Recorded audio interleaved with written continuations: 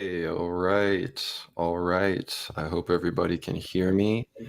This is the super stream, everybody. This is the super Mount Athos squad stream. Everybody's been waiting for it. I've been posting about it everywhere on Mount Athos. If you follow Buck Johnson, if you follow David, if you follow Father Peter and Orthodox Ethos, you've been seeing everything about this trip. We're almost at 100 viewers. We're at 92 live people. So it's great to see people. I know we don't do as many live streams here on World War Now, but this is going to be a big one. I encourage you to stick around and enjoy. I'm going to be pulling up some pictures from our trip in a second, but before I do that, I want to give everybody a chance to say hello. Dimitri's here with us, David and Father Peter.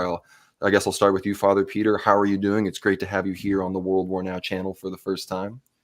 Thank you very much. Great to be here and to see you all again, see my old pilgrims from Athos again. Thank you for having me, and I'm glad you joined us over on the other side, over on the Mother of God's garden. It was a joy. It really was, and I want to thank you from the bottom of my heart for thinking of me of all people to bring on this pilgrimage. I know David feels the same way. I feel like we all have a special connection now after this trip, which is something we'll carry with us even into the next life. So I want to hope everybody in the chat is excited. We're going to look at some pictures. David, if you want to say hello as well and maybe give some of your thoughts on the trip as a fellow lay person who was there for the first time like me. Yeah. First of all, I am very proud that I am your. I think I've been a guest on your channel for like the 4th time now or the 5th time. So I'm very proud to have that title. I think every live stream you're on it somehow. All the live streams you're on every single one. Oh yeah. But jokes aside, yeah, I would really like to thank first of all Father Peter for inviting me to this trip, because it's something I wanted to do like ever since I became Orthodox, and I just didn't have the chance to do it because I knew instinctively like I want to go to Mount Athos, but I just can't do it alone. I always wanted to go with someone who like knows the place, knows where to go best, knows how to make the best time for that. Because if it was just me alone, I think I won't have been able to really understand the kind of experience that I'm going through. So I thank you to Father Peter for organizing this, and it was excellent. It was excellent in its great moments and even in its difficult moments. I think it was like in every regard, like and yeah, as Conrad said, like I think it formed like some kind of like a strong spiritual bond with like everyone involved in that trip, and it was genuinely beneficial. And it shows like the importance of the presence of holiness, right? God's holiness that is present on this earth. You can genuinely experience it, no matter like if you have a repentant heart, and if you want to experience it, like you can experience it. It's a genuine place, and it's not just Mount Athos. It's like any place where holiness resides. In various different degrees and forms, like it's there, and you can in strong places like Mount Athos and the monastery in Arizona, right, Saint Anthony's Monastery. You can see it, you can empirically experience it. So again, thank you, Father Peter, and thank you, Conrad, as well, like for the excellent times we shared together.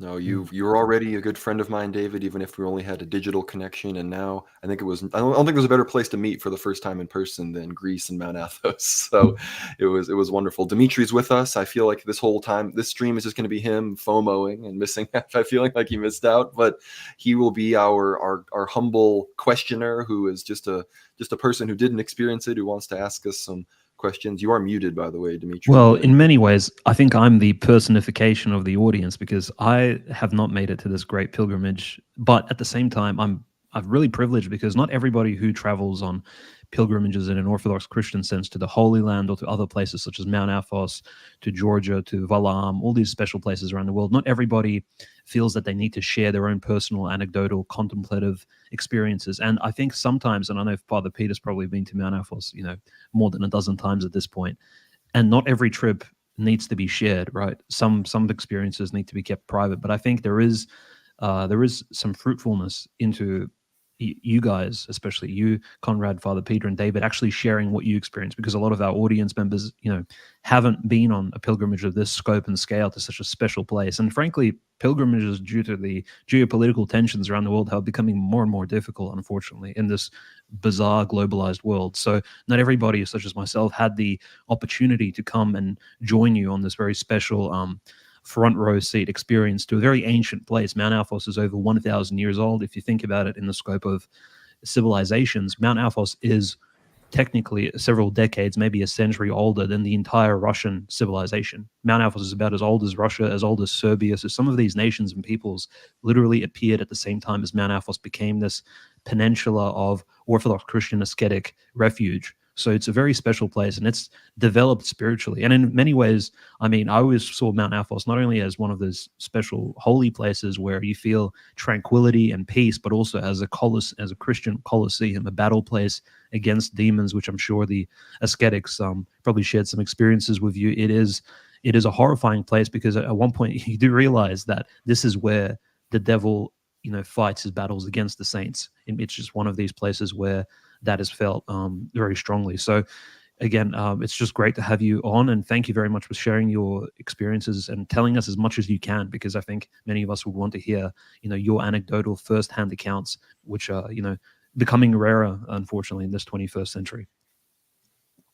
I think we are ready to dive in here, and I've got my slideshow ready to go. We've got pictures pulled up, and we're starting not on Mount Athos, actually. We're starting at the beginning of the journey, which was in Cyprus. Father Peter invited me to go there and meet some very special people, which I'm excited to show you about. So, Father Peter, feel free to hop in on any of these pictures, especially where, as you were our guide, you can be a bit of our guide here as well. If you see anything here that makes you want to chat. This is in Paphos. This is in Cyprus. This was a beautiful church. What is it? Is it not true that the Cypriot style, you go through Cyprus and they're very, even though it's very Greek, it has its own very recognizable kind of style and architecture? Yeah, I think a lot of these churches were built about, I'm guessing some of the more ancient ones between 7 and 1700 years ago. So, third to 13th, and especially during the Latin period in the beginning of the second millennium, there was a lot of churches built. So there is a bit of a different architecture than you find in mainland Greece, and it is unique. It's a little bit, I think, a mix between the Middle East and the Italian peninsula. It's kind of halfway there, and it's interesting. But it's very, in many ways, it's very classical Byzantine/Roman as well. It's a kind of mix. No, I think it's I was a big fan of the style. This is a church in Paphos where we spent some time, and here is Father Peter with the man himself, Metropolitan Tychikos, and this is me with Father Peter Gregory and the good Metropolitan, who Father Peter had the opportunity to speak at the university there. And Father Peter, you've been telling everybody all you can about how wonderful this guy is. I got to tell the story. Yeah, I got to tell a little bit about this because it's so encouraging for the church today. Can I indulge? Of course, we've talked about him on the show. Mm-hmm. Every time he would stand up for orthodoxy, we covered it when it was in the news. So please tie it all together for us. Awesome. Well, what's so amazing is that, of course, he, as a new bishop in the church, he was for a long time, I think, the protosingulos of the Diocese of Paphos when the Archbishop was there. 7 years, if I'm not mistaken, and young man, he's 42, so very young bishop in most places today. But he didn't have any intention or desire, he told me, to become a bishop. He didn't try, campaign for it like some or many do, unfortunately, today. And he was basically chosen by the other bishops, and the people, of course, wanted him. They knew him personally in the diocese, so very naturally, but also intentionally, they put him in as the successor to the Archbishop in the Diocese of Paphos. Now, the Diocese of Paphos is an important diocese. It's basically the locum tenens. Like when the Archbishop seat is vacated, the Bishop of Paphos always is the one who organizes and carries out the election of the new Archbishop. So it's institutionally kind of important. So it was important that, the contemporary establishment had somebody who would kind of do their work, and it turns out apparently a lot of people didn't know. The people who in the know didn't know who they elected, because he's been withstanding in a very orthodox manner a lot of the innovations today in a very let's say meek and humble but powerful way. From what I've been told, he's keeping the Orthodox faith in all these major ways that we're under attack today, with regard to the reception of converts or mixed marriages, or kind of ecumenistic syncretistic activities, or the Ukrainian schismatics, or whatever it might be across the board. Humbly and meekly, but also dynamically, he's keeping the faith. And so, but he didn't desire to be a bishop. They put him there, and so this is, I think, a sign for me of the work of God, because God really chose him. The people didn't really choose him, because the people, meaning the powers that be today, they didn't understand who he was, apparently. And that's a testimony to the I think ultimately it's the first fruits of what Saint Porphyrios said, which was that there'll be a new crew in the church, and there'll be a different, Orthodox mindset that'll come about in due time.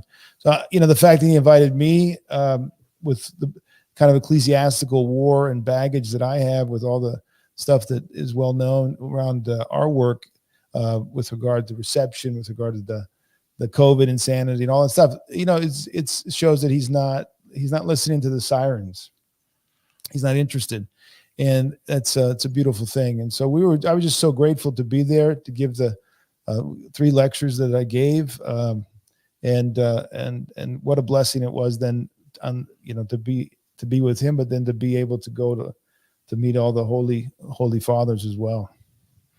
And this is an important picture, because this was where I made my first mistake of smiling in the picture with all the monastics and the bishops. And then you'll notice in the next one, I've corrected myself and have learned how to properly take a photograph with somebody of such a serious position. Otherwise, you betray yourself as an American. Everybody goes, "That's an American." Yeah, I'm proud I'm American and proud, right? Here we are. But his office was beautiful as well. I love the icon in the back, and I believe he gave all of us an icon of Saint Panagiotis, which I have on my icon corner now, looking over us. So, as well as you saw in the picture, that was Gregory next to me, who has been on World War Now before. So look out for the next St. John Vatatzis episode with him very soon. But we're going to move on. We're still in Cyprus here. And this was ostensibly at a wedding that Father Peter had been invited to. We showed up late, but this is a very historic church, is it not, Father? Yes, it is. It's one of the most historic. And the name just escaped me. Remember the name?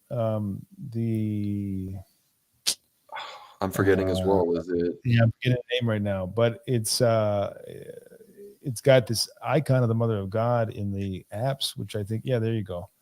Which dates, I think they said, from the 5th century, right? If I'm not mistaken. And it's pre-iconoclasm.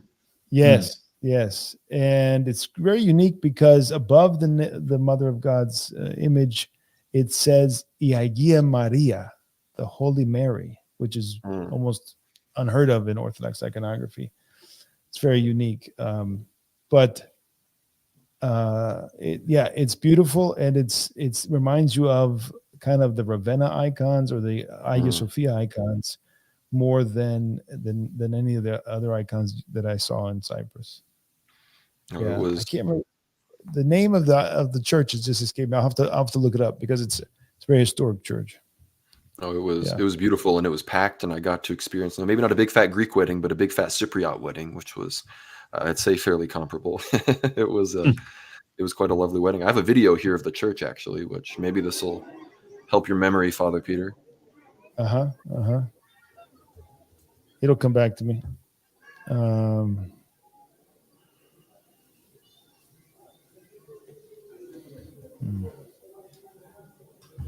Yeah, there's the icon.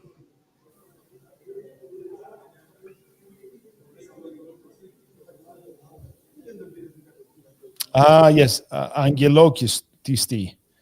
Angeloktisti is the name of the church. What does that mean? Built by angels. Built by angels. Okay. Wow. Yeah, that's what it means. Yeah, Gregory, Angeloktisti. Gregory's just come in and join us. Hey, we have a single cam double guest appearance. Oh man, my man. I have my Athenite hat with me. Hello, guys.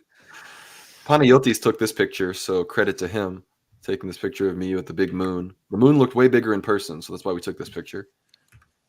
And then we skip a little bit. This gets us to, I'm glad you're here for this, Gregory, because I think we all loved this experience. This was a skete that we stayed at that was connected to Holy Panagia of Jerusalem Monastery, which this experience was one of the most wonderful to me. This was us getting shown the chapel, which this is all relatively recent, but these fathers had moved away from this skete to a larger monastery that they were fixing up, and this was their very cozy chapel.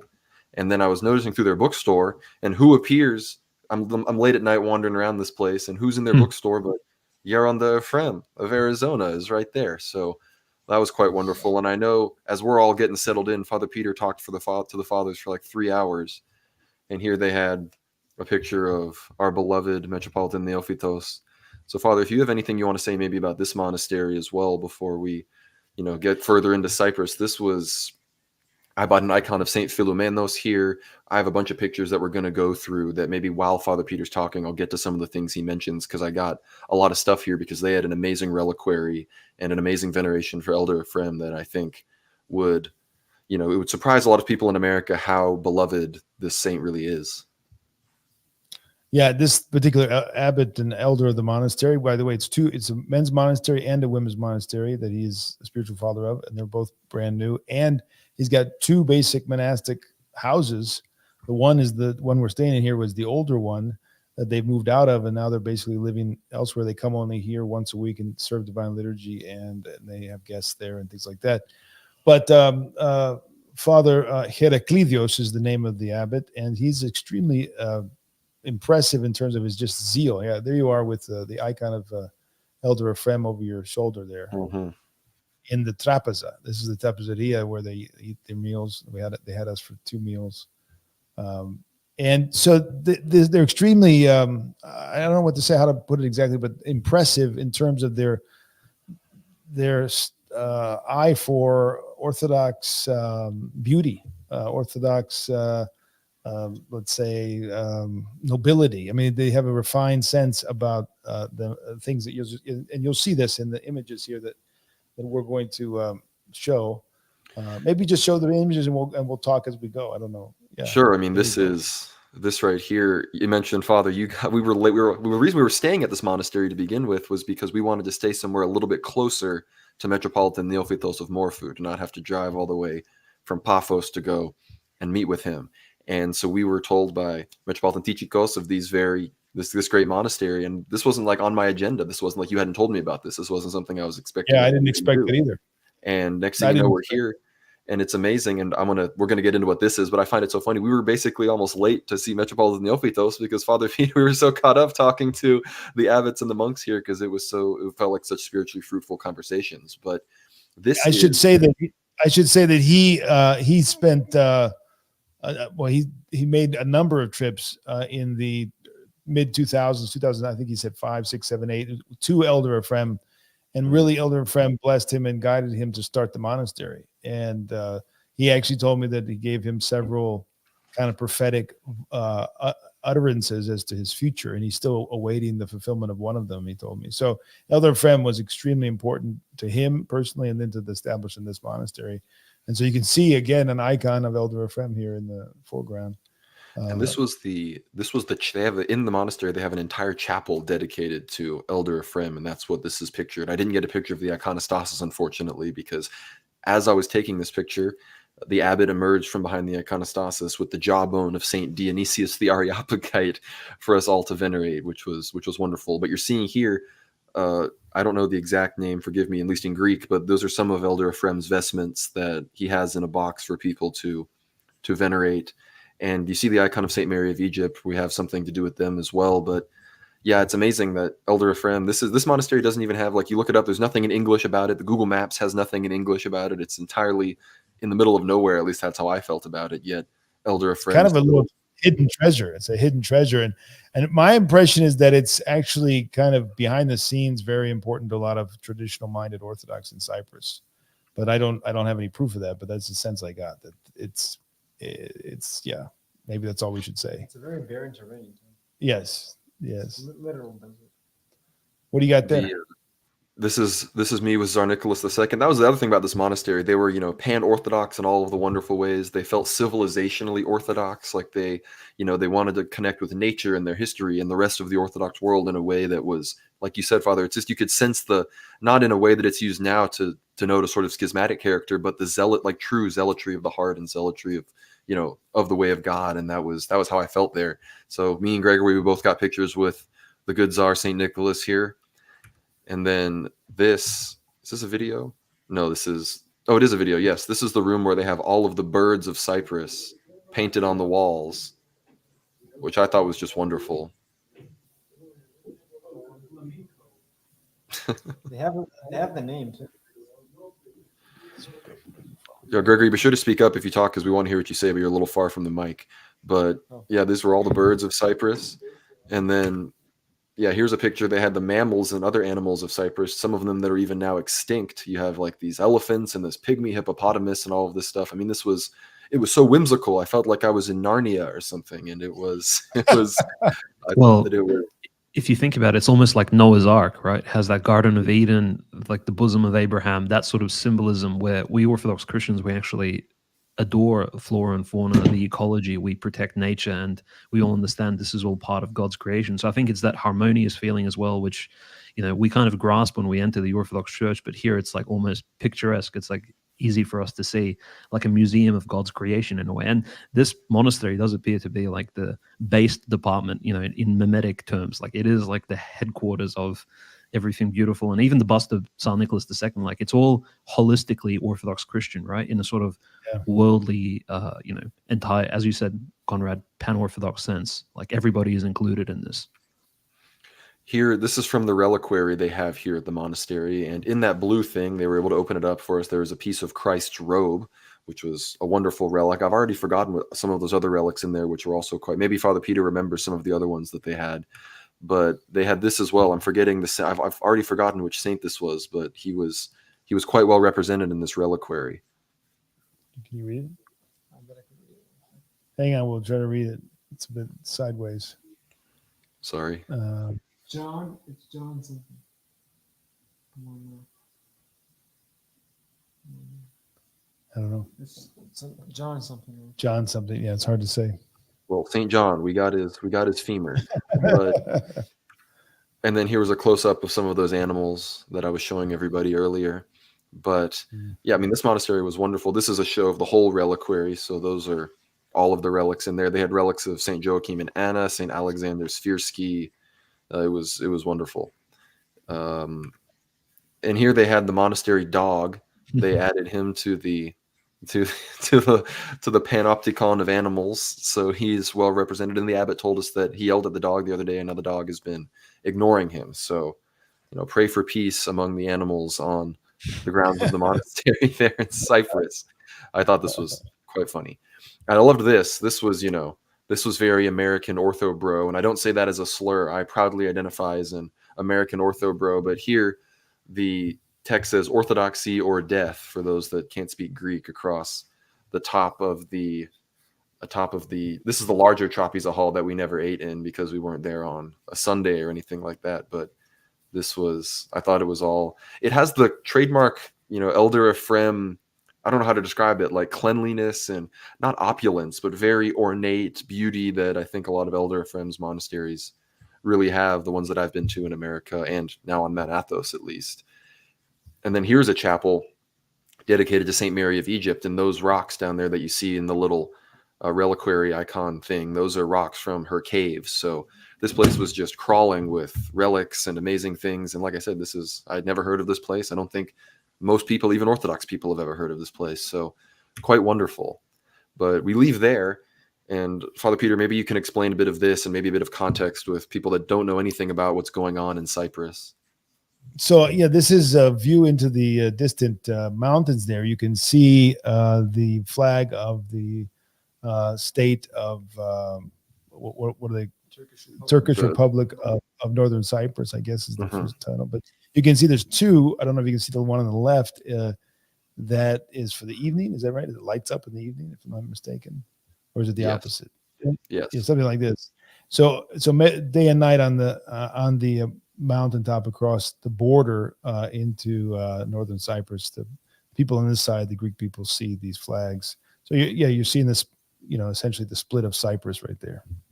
Yeah, we talk a lot about the Cyprus issue on the show. For those that are interested in this as a geopolitical topic, be sure to tune in on the Substack, worldwarnow.co. That's all linked down below. But I think Cyprus was always an extremely interesting geopolitical situation to me. It's one of the few post-war invasions that happened, more in a Western-aligned country. The fact that in the 1970s, thousands of people were killed and expelled from their homes and, driven south, I think is a very, very interesting fact that occurred so late in the 20th century. But this is on the way to, I believe, see Metropolitan Neophytos in Evrichu, which is getting very close to the border with the TRNC, as it's called, because Morphu itself is actually occupied by the Turks. So the metropolis had to withdraw and is now sort of in exile, as it were, waiting when Orthodoxy can freely be preached.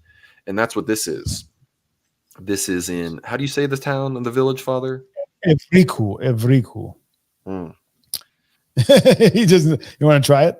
Evriku. I've been saying it wrong for so long. Is it Evriku? It would be the stress would be Evriku, right? Yeah.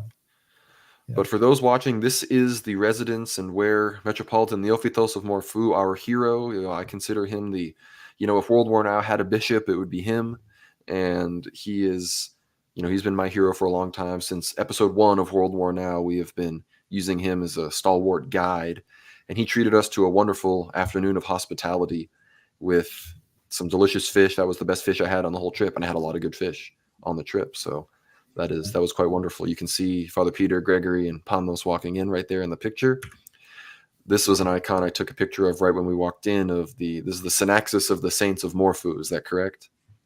Yes. Mm-hmm. And on the bottom left, you can see Saint Philomenos of Jacob's Well, who we have an entire Ether Hour episode about, who's a wonderful saint from this part of Cyprus. So wonderful to see that. And so many saints from Cyprus, such a small island. This is a map that has the saints all across Cyprus. It's quite a holy place going back to biblical times. They call it the Island of Saints. That's what it says up in the left-hand corner right there. Inisus Dunaigiu, in the Island of Saints. That is wonderful. We need one of these. Hopefully every state in the future in America can have one of these. Yeah. This map, before we move on, Connor, this map reminds me of another map. This one is of Anatolia. It's in one of the churches of the Ecumenical Patriarchate here in Constantinople, and it's got a map of Anatolia, of the saints in Anatolia. And it's I love these kinds of maps. They're excellent because you see so many people all throughout all of these lands. And now it's even got the boats, and we're about to go to a monastery that St. Helen saw from a boat, and that's something cool that we're going to show in a second. But we're getting close to something everyone's going to be excited about. Before we do that, Father Peter, what does this say, and why is it on the wall? Christ stand with us, Methimon Stito. Or Christ is with us, stand. Yeah, I mean literally Christ is with us, stand. But I think the Stito is more my command to the person. It depends on whether or not you punctuate it. If there's no punctuation, it means let Christ stand with us. If you punctuated before the last word, it would read Christ is with us, stand. Yeah. And why would it be that, for example, this was on a load-bearing pillar at the metropolis? Why is that? We're going to have an earthquake story later, but this is good foreshadowing. Oh, is that possibly in response to that what he said about what to do for earthquakes? I don't know. Maybe. Yeah, it probably is. Probably is. Yeah. Gregory told me that they put these around on places so that they would stand through earthquakes. So keep that in mind, everybody. I'll let Gregory say it. I've heard in one of Metropolitan's talks, I believe he said that he encouraged the Christians to write this on the main columns of their houses as an anti-earthquake measure. I think we all need to, as things get crazy, we should maybe keep that in mind. So maybe someone could get mass producing these stickers, maybe in English. But probably want to do it before things get crazy. That would be the appropriate. But here's my favorite picture of the whole trip, of course. There's me with Metropolitan Neophytos who, Father Peter, I know I already thanked you for getting us to Athos, but I want to thank you again for giving me the opportunity to meet such a holy and stalwart bishop who, at the time when I had been received into the church, that was 1 or 2 months before the COVID insanity began. And who knows what nonsense I could have gotten myself into if Metropolitan Theophytos' words hadn't, like St. Porphyrios had prophesied, begin to spread around the world and be heard by everybody. So if you have anything to say about the Metropolitan and what you talked about with him, I could talk to people a little bit about what I talked about with him, but I know you and him have, you've developed quite the relationship over the years. Yeah, glory to God. It's my third time going to see him, and it's like the first time. He is a blessing, just a great blessing, because of all that he brings to bear through his many years close to the saints. Of course, he was very close to Saint Iacovos of Evia. He was close to Saint Porphyrios and Saint Paisios and Saint Euthymios. So 4 contemporary saints he had in his youth, especially in his, I would say probably from 18 to 25 or 30, he was in Greece, and he spent much time going back and forth to the saints. But then also his own family, his own community, and those in Cyprus, holy men and women that he so all of that he brings to bear, and you can feel it in the presence of the Metropolitan, in the sense that I would say what we probably the words I would use would be archondia. He has archondia, and he has which is, I guess, nobility, and then he has of course he's an Anatolitis. He's somebody from the east. He's somebody you would think like maybe Asia Minor, this old feeling, this Eastern feeling. He doesn't feel when you're with him that you're in the presence of anything particularly European in the sense of the modern European state and the, maybe Charlemagne's Europe. No, this is a man steeped in orthodoxy, steeped in the East and in the ways of the old world that's largely gone. I mean, unfortunately, it's largely gone, even among many Orthodox. And so I always am reminded of how important it is to be in the presence of such bearers, spiritual living tradition, the bearers of the tradition today, because for us to acquire the Orthodox ethos, we have to have examples, and we have to live those examples. We have to be in the presence of those examples, because it's communicated in unseen or unspoken ways. It's communicated in their life, in their way of being, right? So as much as what he says, it's just being with him and being with all of those from the old world that still communicate that deep evlavia, which would be, I guess, I don't want to say reverence. So in any case, we had a very, I think, what was it, like 3 hours we ended up talking to him, like one, then another hour and a half, 2.5 hours, something like that. Well, I think it was like 3 hours talking to him, and then we had the whole lunch, and you were talking to him at lunch as well. So yeah, it was quite the opportunity. We talked on all kinds of things. A lot of them were kind of, not things you would talk about on the internet. They were personal things, stories of personal nature. So I can't reproduce a lot of it, but definitely,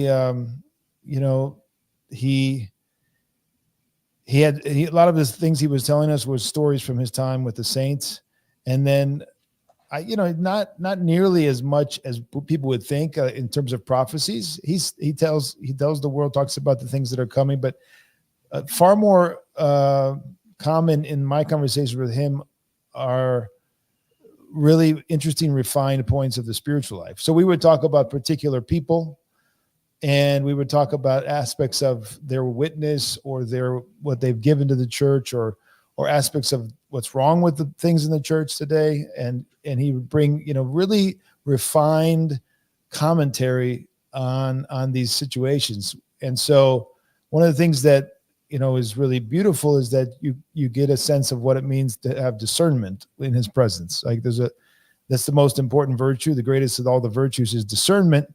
And so being in the presence of men that have such experience and such depth, you pick up these refined discernment on how to walk this tightrope of the spiritual life today. It's so fraught with difficulties and temptations. And so and a lot of that is it's far beyond like some kind of position paper or statement on X. Mm-hmm. It's really refined, and it takes time to acquire that. And so the more you're around somebody like Metropolitan Theophilus, I think the more you're able to make progress in that direction.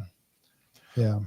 I want to ask Dimitri if he has any questions, but if you look at this picture, it's very interesting. Maybe you can't see if you're watching. I have it on a big screen right on the Metropolitan's left hip. If you're watching it, it's on the right side. He has a Lestovka, the Russian-style prayer rope, which I find very interesting. He, as well as a very pan-Orthodox in his respect for the saints of all over.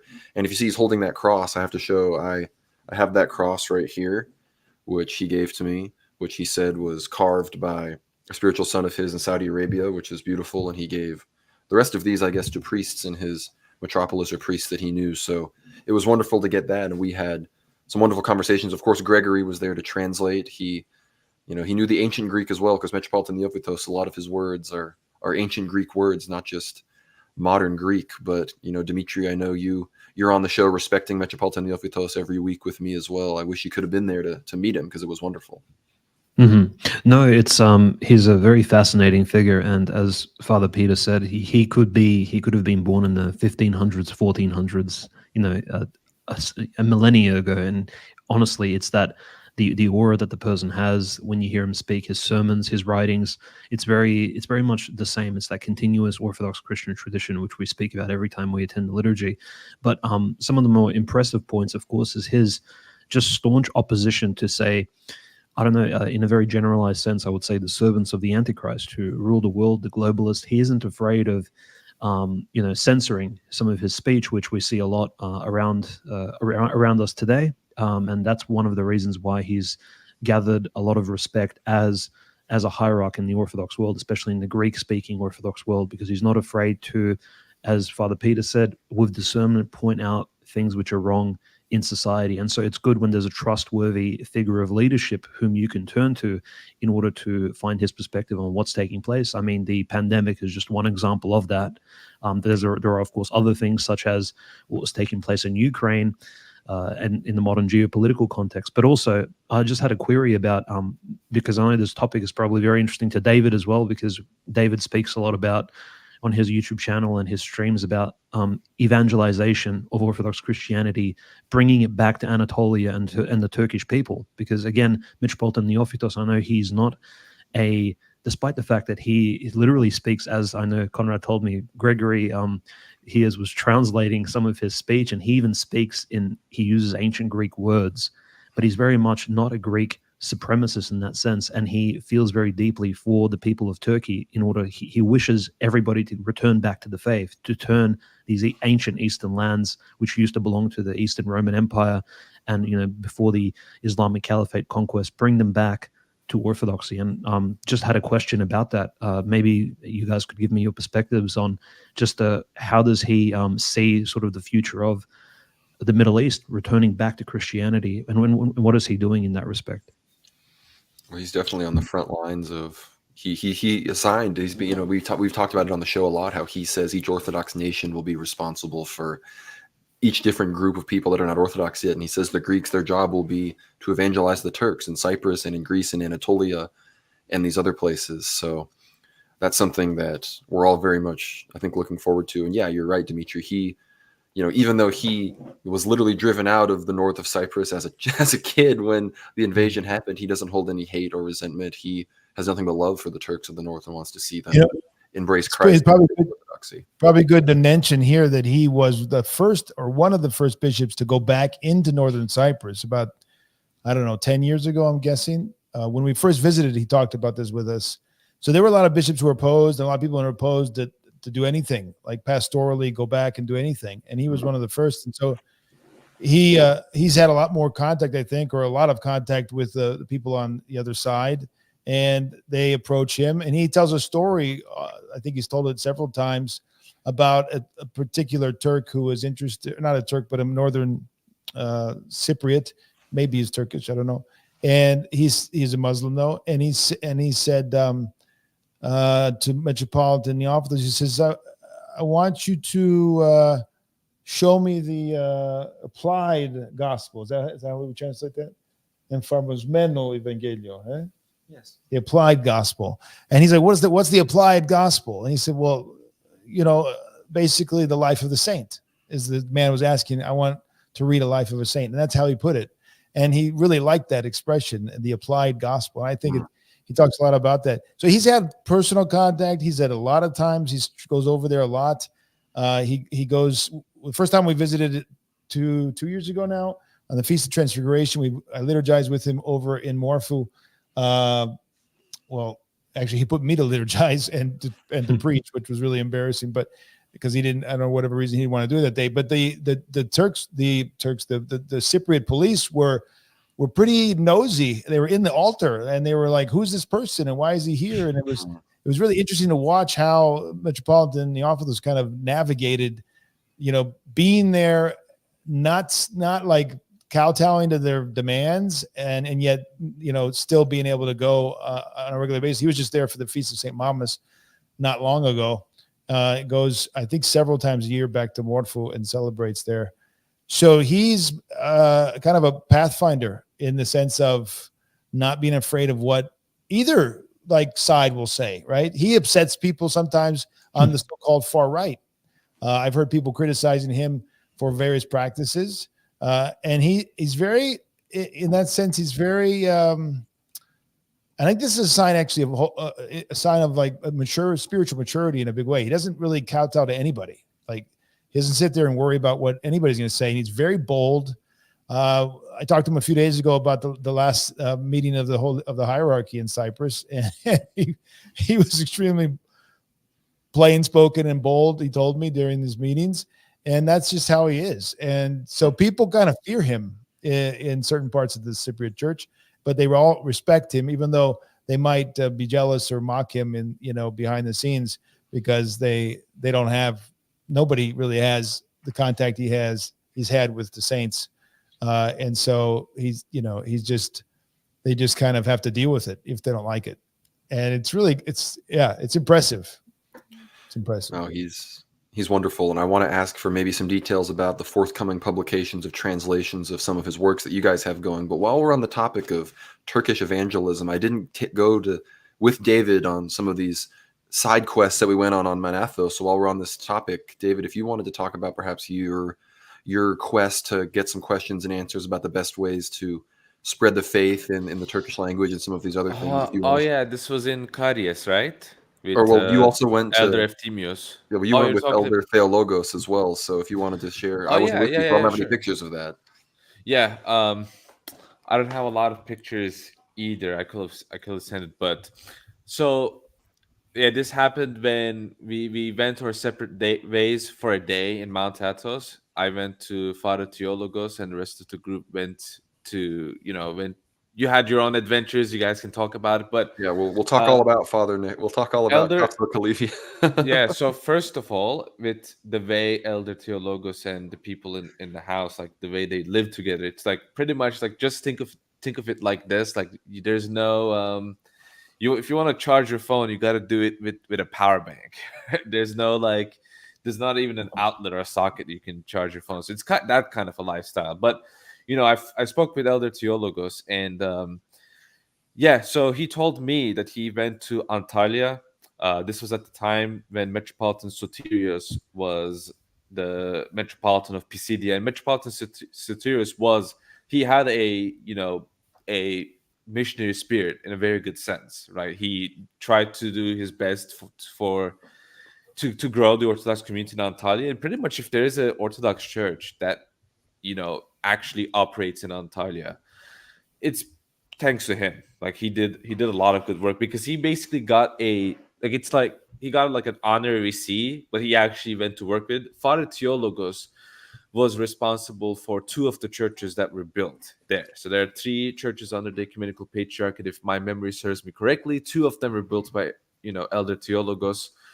So he spent a lot of time and effort in establishing some kind of a community, and he kind of told me about how he made it happen, how the people around made it happen. And it's basically I think it points out to a very positive trend not just in the world in general, but also in countries where you might not expect, like Turkey, very slowly, there's a certain nice pace about, like, again, establishing, churches, communities in Turkey. And it's relevant because, ever since the Republic was established, I think this is probably the best time for us in Turkey, which it doesn't sound good when you get into the details because we're still so small. But in terms of, like, having catechumens, getting people baptized, things have been good compared to previously, where, like, if you wanted to be baptized in Turkey, you'd have to go to Greece or Georgia.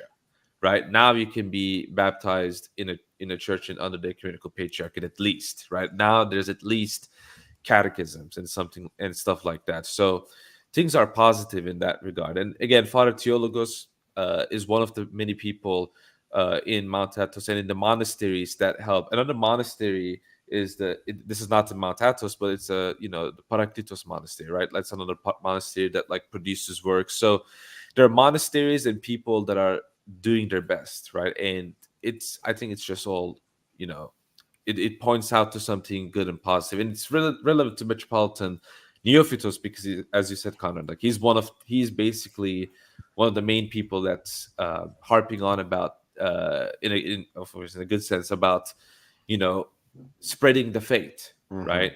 Like, living the faith and spreading the faith. Because, and this is going to be kind of a criticism, I don't like this saying, orthodoxies and miracles are like whatever is best kept secret. It shouldn't really be a secret. It should be, we should speak about it. We should spread it. We should live it. And Mount Athos is the place where you kind of do all those three things in unison, and you learn how to do these things. And of course, when you have people like Metropolitan Neophytos, this is given to the world, so to speak, right? True people like it. So true. And when we talk about one of the elders we met with on Mount Athos, David will probably talk a little bit about Turkish evangelism again as well. So circle back to that. I have a few more pictures here. This is of the surrounding area around Evriku. I thought it was a beautiful landscape. Cyprus is just a beautiful place. So I think everybody should appreciate that. But Father Peter, as I move through some of these other pictures, if you maybe wanted to talk about some of the forthcoming works you have for Metropolitan Neophytos, and if you feel like you have time, one of the books has a pretty fascinating story behind why those specific homilies were chosen. Where's the book in Greek we brought back with us? Well, I didn't hear the last part you said, but I'll talk about our works. What was the last thing you said? I said one of the books of the homilies, how those homilies were chosen, has a very interesting and wonderful story to it. Oh yeah, that's a great thing we can talk about. He did talk about that quite a bit, and I remember most of everything he said. So let me start there, and then we'll go into the work we're doing in terms of his books coming to the English-speaking people. So he told us a story about a Bulgarian lady who had come and found him and visited him, and had found him online. Of course, was listening to his lectures, and she was given by him an icon of Saint Mamas, which is the protector of the Diocese of Morpheus. I mean, the main church. The cathedral is dedicated to him. And so she went back to Bulgaria, and she was listening to his lectures. I don't know exactly how, whether it was an English translation or she knows Greek. I think maybe she knew Greek, but she was listening. She's a very avid listener to Metropolitan. It's okay. Metropolitan Neophytos. And at one point, the icon appeared to her to be giving off a beautiful aroma during one of his lectures. So she was listening to the lectures, and she started to realize that when she put the lectures on, this particular icon started to give off this aroma, this beautiful scent. And she started, what's going on here? She was getting a little concerned. Maybe, I don't know what this all means. And then one day when she put on a particular homily about the love of God the Father, which I remember that homily, I've listened to that. It's really quite beautiful and powerful. It has to do with also his contact with Euronymous Galactia, if I remember correctly. And the icon actually started to gush myrrh. And so then she said, well, this is something I've got. She called up the Metropolitan and said, this is what's happening to me when I listen to your homilies. And he was like, well, this could be demonic. So I want you to take this to the monastery of St. John of Rila, which is the great center of the Bulgarian church, right pretty much in the middle of the country. We visited to it when we went there in Bulgaria last month. And she did that. And before she was able to go to the relics and put put the icon there on the relics, and then she was going to play one of the homilies to see if it happened then as well. And before she did that, she met the abbot, and the abbot heard her story, and without knowing it, he said exactly the same thing. You need to go take this icon and put it on the relics of St. John of Rila, and then see what happens. If this is demonic, this could be a demonic thing. And so she did it, and it still did the same thing. So they concluded that this was something that God was allowing to happen for some reason, for some benefit, spiritual. They decided in Bulgaria to translate those homilies, during which there was this either myrrh or this beautiful aroma coming from the icon. So they collected, I don't know how many homilies it was. I don't think he told us, probably 10 or something homilies. It's not a huge book from what I remember. And they published it, those homilies translated into Bulgarian in Bulgaria.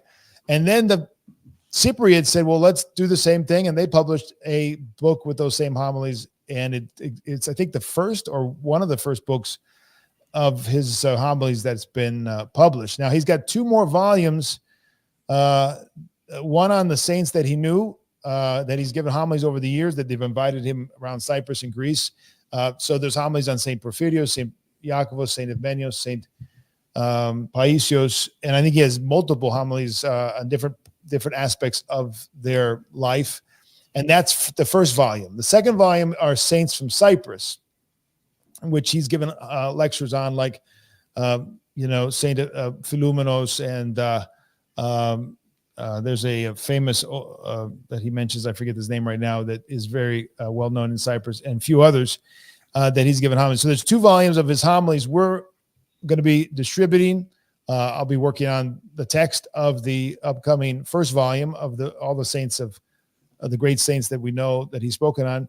That's been translated. It's being edited, and then I'm going to do the final look at it, and then we're going to print it probably in Cyprus, maybe in America. We'll see, and then we'll be distributing it from Unca Mountain Press, and then we'll do the same thing with the second volume, God willing. And we're working on the book that he did together with Father Antonios in Crete on Hierondis Galactia, the new abbess, the new kind of revealed and holy eldress of Crete. That is a very powerful book.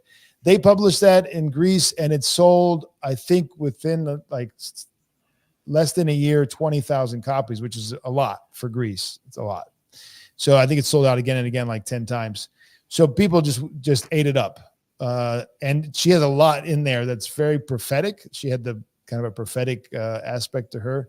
She's famous. She's the one who said that the war is coming because of, I think, 3 main things, if I remember correctly. The first and foremost was all of the abnormal and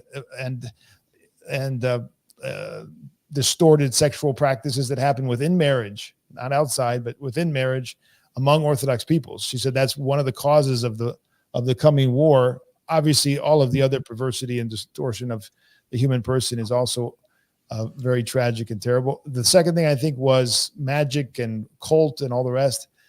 And the third, I don't remember. Do you remember? I think it was abortion. I don't remember the third. But there were these 3 major causes of the coming war, she said.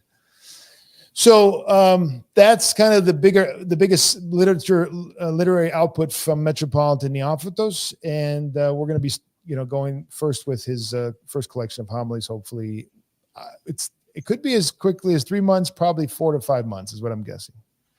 Well, you heard it here first, folks. People here on World War Now, we talk a lot about Eldress Galactia and her prophecies, of course, with Metropolitan Neophytos as the primary source there. She only reposed in 2021, so these are some very recent saints that were very much aware of the issues that everybody is living through today. But, you can't say I didn't do my journalistic due diligence. I went to the source. I went to Metropolitan Neophytos. We've got Father Peter. He's the English language distributor, so we've tapped into the patristic fount, as it were, which is very exciting. That's a wonderful story as well about the woman and the homilies. I remember hearing that. He told us that while we were eating lunch, and I was overwhelmed with how wonderful of a story it was. But meeting Metropolitan Neophytos, an unforgettable experience, and thank you again, Father Peter, for making it possible. This was back at the Paphos place. This was Archbishop Makarios III, who his statue is everywhere in Cyprus because he was the first president of Cyprus, despite being a archbishop, which is, I know, against the canons, but it's understood that he actually was quite a good leader for Cyprus. I don't know if you have anything to say about that, Father Peter, about Archbishop Makarios, but he is everywhere. I think he's beloved, and I get the sense, although I'm not well versed in this at all, but I get the sense the Metropolitan was positive toward him, and a lot of Cypriots are positive toward him, the faithful ones. Mm-hmm. This is Panagia of Jerusalem from a distance, because we had to go back because Father Peter forgot his rasa there. So we had to go back. It's good to get it back, which was a wonderful time to go back. This is the beloved abbot that we were talking about, Abbott Heraclitios. So he was the one. As a deacon. That's a picture of him reading it. Yeah, it was a deacon. Yeah, that's when he was going to see Elder Ephraim back in the 2000s. Yeah. Oh, it's a wonderful picture. And this is, this shows you the landscape around where the monastery, which I think it's a good. Mm-hmm. It's sort of the kind of landscape we're dealing with in Cyprus.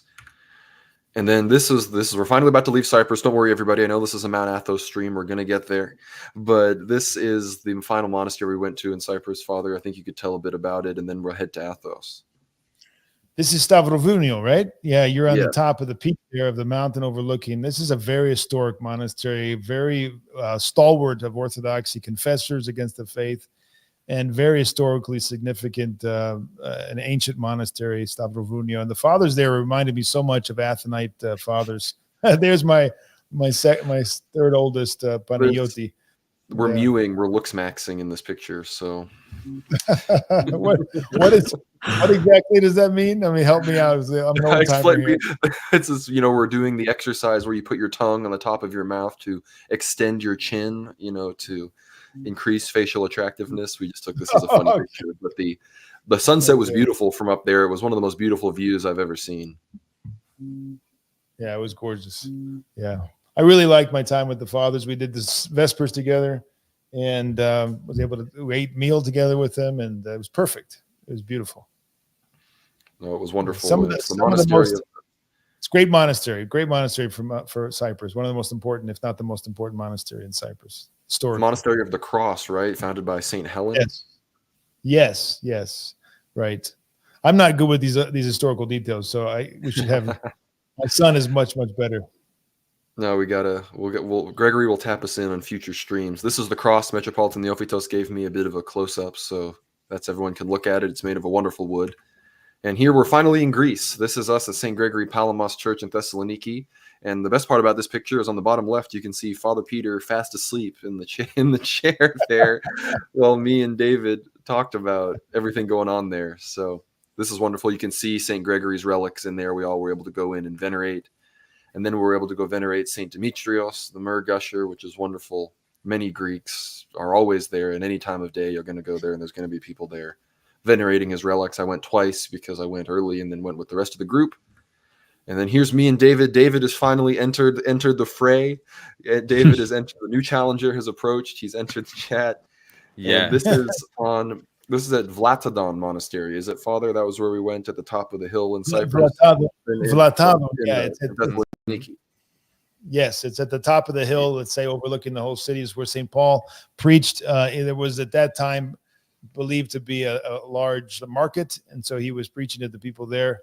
And it's long since been, I think, 500-600 years now, a monastery. This is not that. This is Osios David, the monastery. Once upon a time, a monastery, now a parish church of Osios David, with this most famous icon of Christ. It reminds you of a Christ like from the catacombs, from the second, third century. And but it's not. It's from the 400s, late fifth century, 400s, probably close to the 500s. Not really sure exact date, but they believe that it's very, very early, and it's a mosaic with the prophets and him coming back, him essentially coming back at the second coming is what I think is intended to be depicted. Very unique and beautiful, and great landmark in Thessaloniki. Here's me with the Palaiologos, the Byzantine flag. This is the site of the martyrdom of St. Demetrios below the church, which is quite wonderful to see. And we're at Athos, everybody. We have arrived. It's only an hour into the stream, so I think we're making good. We're doing okay. But this is us pulling up to the port of Zographou. And Father Peter, I don't know how many details you want to share, but if you maybe wanted to tell the people why we went to Zographou and why that was such a big deal, and why maybe even Americans could have something to look forward to from this place, then I had a great time at this monastery. Yeah, Zographou is kind of a little hidden treasure on Athos, in my opinion. I didn't go there for many, many years, but I've been going in the last 3, and the fathers there are beautiful and faithful and strugglers. That's the courtyard. And on your far right, you see a monument. I don't think you can see it down there. It's a monument to the martyrs. Don't worry. Under Becco. There you go. The martyrs under Becco. In other words, the martyrs again that did not succumb to the false union of Leon. And this was a tower there. There's a picture, iconography of it. There was a tower there. The fathers were closed within, and the Latinizers, both the military and the clerics who had succumbed to the union that was enforced by the patriarch and the emperor, came and demanded that they commune and do divine liturgy together to show their obedience, basically. And they refused, and they were burned to death. And I think the vast majority of the fathers were lost their lives on that day. So a great monument and venerated by all the Athenites with regard to resisting the false unions. So Zographou today is heroically standing against a lot of the incursions in terms of the false church / schismatic church in Ukraine, the ecumenism, and the covidism. On all 3, they've stood tall, and but they're very down to earth, simple, loving, beautiful fathers, and particularly 2 fathers that I've come to know, and I just treasure. And one of them may soon be in America. Probably that's all I'm going to say tonight. I don't want to get in a lot of details because I don't know what's blessed, but it's something we might see someone coming over from the Athos to America, and I think be a wonderful thing. We'll see what God blesses. And I think David will agree that we had that first meeting at Zographou with the fathers that you're talking about, I could tell they were very prayerful men, and I think it was a great way to start. It was a great way to get ushered into the beginning of the Athenite experience. So this is where we spent one night, for those wondering, trying to follow us along. This was our first night on Athos. We were here at Zographou, which was wonderful. They had this new chapel, which they had painted with some iconography that I thought was stunning. Some of the prettiest iconography I felt I saw on the entire trip. This was that monument again. And then here's a bunch of us in the truck going back down to the port from Zographou. We've got the intrepid David, and of course Buck is there, as well as Justin, Father Peter's, his wonderful employee. And then we have Seraphim, as he went on the trip, of course, on Athos, going by his Orthodox name. So this was a great ride down. And this was on the boat. We finally got our first view of the mountain itself, Mount Athos, which is quite beautiful from a distance. And then here is St. Pantaleimon Monastery, which, we're full into the swing of things right now. We didn't stay here, but Father, maybe you could tell us which relics we were able to venerate here. We went in and venerated a number of relics, including the skull of Saint Silouan the Athenite, a lot of the apostles, great hierarchs, Saint Nicholas. There were so many. I don't remember all the. I remember Saint Luke the Evangelist, Saint John the Forerunner, and Saint Seraphim of Saravs as well. So quite the wonderful. Yeah, there were so many. It was a whole room full. Did you get a picture of the chapel that's the one right behind us. This one of Saint Pantaleimon is where it was. Those were where the relics were, and we waited around a bit. But this was a beautiful place to rest for a bit while we waited for the fathers to come and show us the relics. I was also glad that I was wearing a coincidentally matching shirt to the color of the monastery. But here's me and David outside as we leave, and this was we walked from Pantaleimon to where we were going to stay that night at Zeropotamu, which hopefully Father Peter can say I said it right. And here's us trying to say it for the first time. I don't know if people can hear the sound. I don't think they can, but this is us asking Father Peter how to say Zeropotamu while we're walking to it. And you can see I'm really tired because it's hot. They couldn't say it, by the way. Who's that slow guy, that total loser? Yeah, who's this guy in the background right there? He can't even walk with them. He has to be back. Yeah. There's me and Yeah. Gregory on a bridge headed to Zeropotamu. And here we are at Zeropotamu, which I thought it had some of the most beautiful views of any of the monasteries. Okay, you got to say it right there if you're going to say it. Xeropotamo, not zero. It's a xa. Xero. Also, Xeropotamu has Xeropotamo. the best guest rooms that I've ever seen on Mount The guest Athos. rooms were very nice. And they had showers. It was the best shower on the Holy Mountain. That was what I thought about. Zeropotamu. And don't forget, you could actually wash your clothes there too. Mm-hmm. But we're getting to a very exciting chapter of this trip. I thought this was a beautiful rain gutter kind of thing going on there at the top.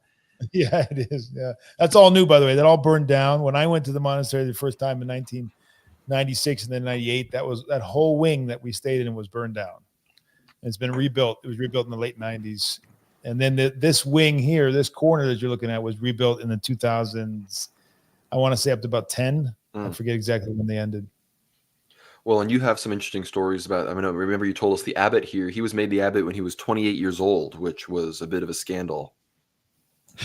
Well, I mean, it was like rare in all of history of Athos because, of course, Hierro, that means, old man or elder. So it's very, very rare to have a 28-year-old abbot. But to his, obviously, it was a great compliment to him that Elder Ephraim and the other fathers thought that he was the best candidate. But it's extremely difficult for any 28-year-old to be an abbot on Mount Athos. I mean, you talk about martyrdom.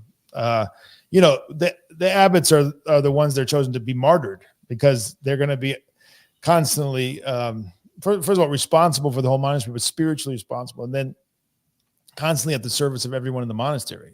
Contrary to the pyramid structure in the world, it's the opposite. It's the pyramid upside down, and all the weight is on the peak, and that's the abbot. And so, he's been the abbot since 1986, I want to say, if I'm not mistaken, when Elder Ephraim of Zeropotamu, the disciple of the great Elder Ephraim, was killed in a car accident outside of Volos. And then he became the abbot in 86. The abbot that's been around the longest on Athos is, of course, Paul of St. Paul's Monastery, Abbot Parthenios, and he's been an abbot since, I want to say, 74 or 1975. So what is that, 50 So he was the abbot almost during the invasion of Cyprus. Yeah. That's wild. So yeah, these were our quarters. David praised these quarters. I agree. It was definitely top of the line for Athos. So it was a good sleeping experience. So if anyone wants to know how we were sleeping, this was on the nicer end of the spectrum. This is inside the Catholicon at the monastery, which had some of the most beautiful iconography. Everybody, I know the style is very similar at all of the major monasteries with the main Catholicon fathers. I don't know about a reason for that, but they definitely are. They follow a very similar structure. The architectural structure of the Catholicon, is that what you're saying? Yeah, I found them all very similar wherever we stayed. Yeah, there's an Athonite like architecture that most monasteries follow, if not all. Yeah. Also, I one of the things that I wanted to point out, I guess, like while we were staying, because you were showing the rooms, right? While we were staying at this monastery, there was an earthquake at night that happened. Yeah. And I remember, like, when I woke up, I think it was Seraphim that like said, there's an earthquake just happened, and he's a jokester character, right? Like he sometimes says stuff, and like it's like is that real, or is he like trying to pull my leg? So when he said that there was an earthquake, I couldn't believe it because I experienced the earthquake. I had it happen. I thought it was a dream. I didn't even think it was a real thing. I thought it was just a dream. I was like, oh, the world's shaking. I'll just close my eyes and it'll go away. Like that's the kind of attitude I had when it was happening. And then he told me it actually happened. I couldn't even believe him. But yeah, like there was an earthquake that happened while we were there, which, I mean, the building is pretty solid. And of course, a detail I want to also point out about like the churches that we've been to in the monasteries, like pretty much every single church that we've been to, I will exclude Saint Panteleimons. Every area of the church is just filled to the brim with icons. Saint Panteleimons has inside the church is full of icons, I presume, but in the you know, So in the nothing. entrance, there's some areas that they don't have icons, right? But pretty much every other church that I've been to, like in the nave, like it's just full of iconography. Like there's not like one spot that doesn't have iconography or hasn't Wow. had iconography. Should we in these churches. note that the summer had seen 50 earthquakes in the Mount Athos area? Did you hear Yeah. that one? Yeah, this earthquake was almost kind of like the culmination of a season of earthquakes that they were experiencing. And I want to point out that bed was where I was laying, and I was awake when the earthquake happened. And I was like gripping the edge of my bed. It was shaking so hard for 5 to 10 seconds, and then the aftershocks were lightly shaking the areas around us for a solid 10 minutes afterwards. I was, for the main seconds of the earthquake, I briefly was like, maybe this is how I go out. This roof caves in on me here on Mount Athos, and that's that. But I could think of worse places to go out. But it was quite interesting. At the service the next day, the fathers read a prayer against earthquakes, which apparently they've been reading more and more. Which, again, it was, like I said, a 4.3, which I think we were pretty close to where the center of it was actually hitting, because it was quite powerful. And this picture here this is the monastery from below. This is us looking at it from Daphne. So it's a good view of it from the ocean side. And then we went to Daphne and started going on the ship down the rest of the way. And which monastery is this, Father? I think this is one that most people have seen pictures of before. This is Petra. And maybe this is a good time to tap the people into why did we stay at the ones we stayed at specifically, for the most part? What's our reasoning for avoiding certain ones? Well, there's the unfortunate reality on Athos today is that some monasteries have followed in the footsteps of the decisions of the ecumenical patriarchate with regard to the schismatic church of the Ukraine. And so there are about, I don't know the exact number, I don't want to 7 to 8 maybe, or 6 or 7, I'm not sure exact number, that have publicly confirmed and gone and is concelebrated or participated in concelebrations. So that's unfortunate, but it's not that surprising. We just talked about the time of the Patriarch Beko and the split on Athos. There were monasteries that went along with the false union of Lyon. And Athos has been somewhat separated and divided over ecumenism over the last 20 years, 25 years, especially since the 90s, I think. So that's the reality on Athos. So we chose those monasteries which have not... one of the things, it wasn't the only thing. There were several things, the reason why we chose the monasteries we did, but that was one of them. Now we're going to go through a few we didn't, because we were passing by a few rapid fire here, not going in and doing anything. Which is this again, Father? Wow. This is a great view of Mount Athos.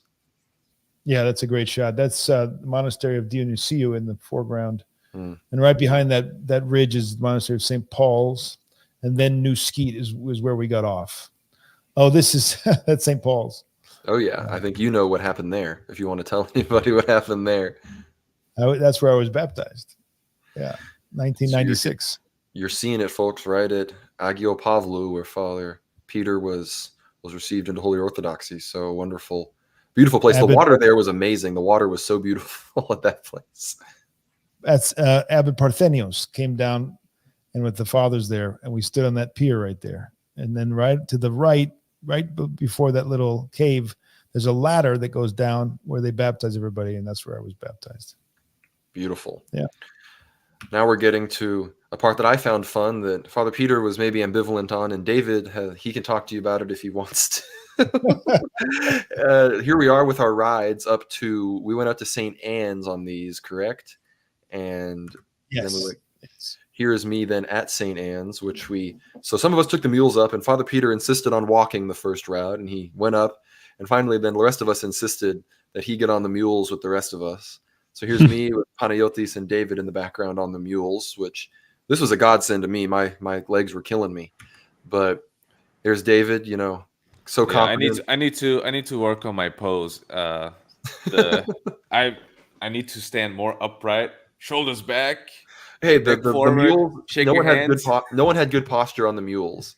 But here's a perspective on how close we were getting to the edge on these things. Yeah, I don't see the deal. I'm not trying to give you PTSD, David. Nah.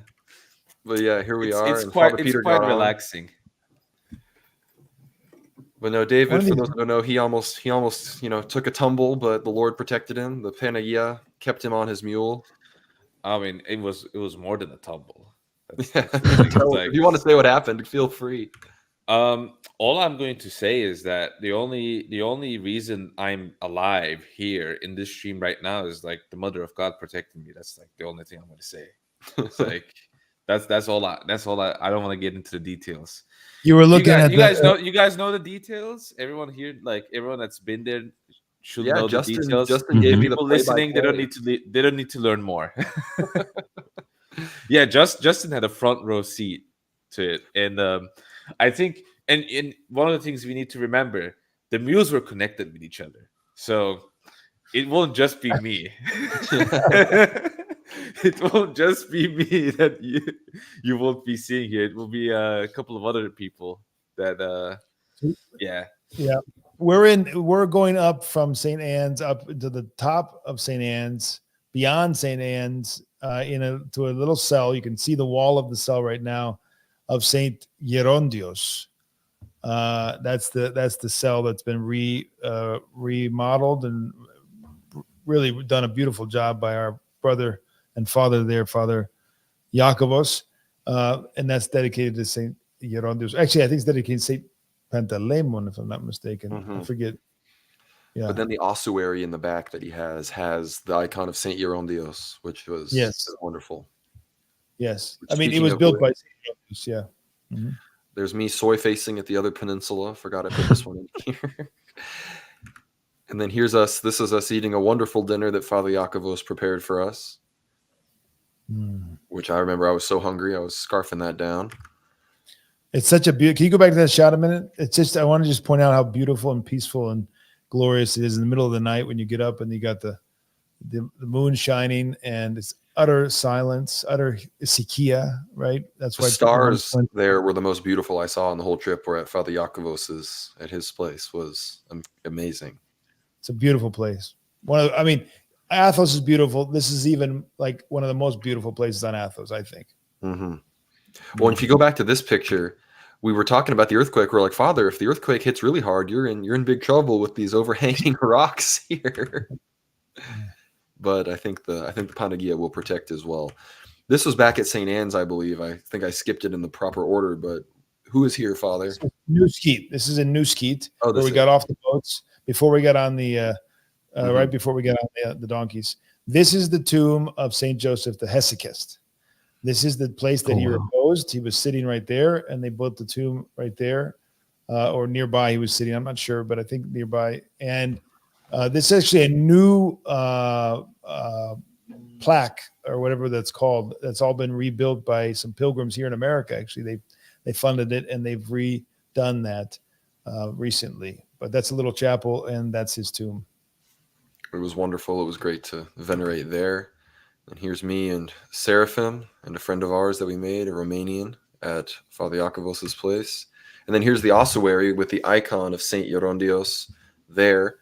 And these are the skulls of fathers that had resided in this place before. And Father Iakovos had excavated this, and he even found a Byzantine cistern. And I don't know, it's a bit of a convoluted story explaining the two wells and all the tradition and everything. But I found that one of the most interesting things I learned on the whole trip, just how connected they are with the living tradition. Like, this is real archaeology, and they're doing it in the context of their tradition. Yeah, and it's a great story. The Mother of God appeared. He wanted to stay there. The disciple had to go way down to get water.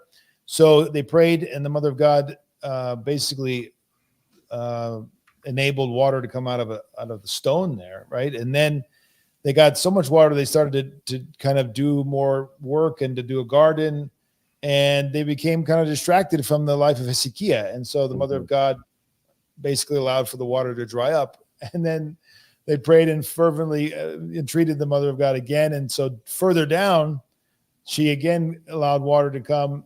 Obviously God did it all, but by her prayers. And it was less water, but it was just enough for them basically to subside there, to live there in a very ascetic way. So that's what the icon is showing in part.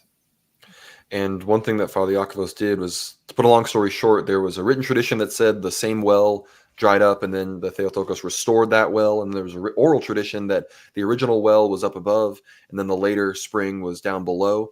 And basically, the spring down below we still have access to. And in excavating this ossuary, Father Iakovos found a Byzantine cistern and verified that the oral tradition was true over the written tradition, because the cistern was built under the original well that the Theotokos had granted the elder and his monastics. So straight up, traditions confirmed over other traditions by just one hermit who happened to be excavating. It's amazing how God chooses to reveal things to people. But right here, that's the door, and that's what I was showing you before was the inside. This is the outside. I think the construction is magnificent. The craftsmanship is wonderful. Here's me right afterwards walking towards on this cross. But yeah, Father Peter, just to give some people some insight on Athos, when this was built, Father Iakovos had some volunteers or whatever live with him for a few weeks, right, when they would build it? Yeah, as far as I know, he had some workers from Albania. And there were Romanians who lived before him. I'm not sure if they helped, but I think it was mostly Albanian workers that live on Athos and do a lot of work on Athos. And this is the night we slept in tents, so this was our most outdoor sleeping experience, it was quite pleasant.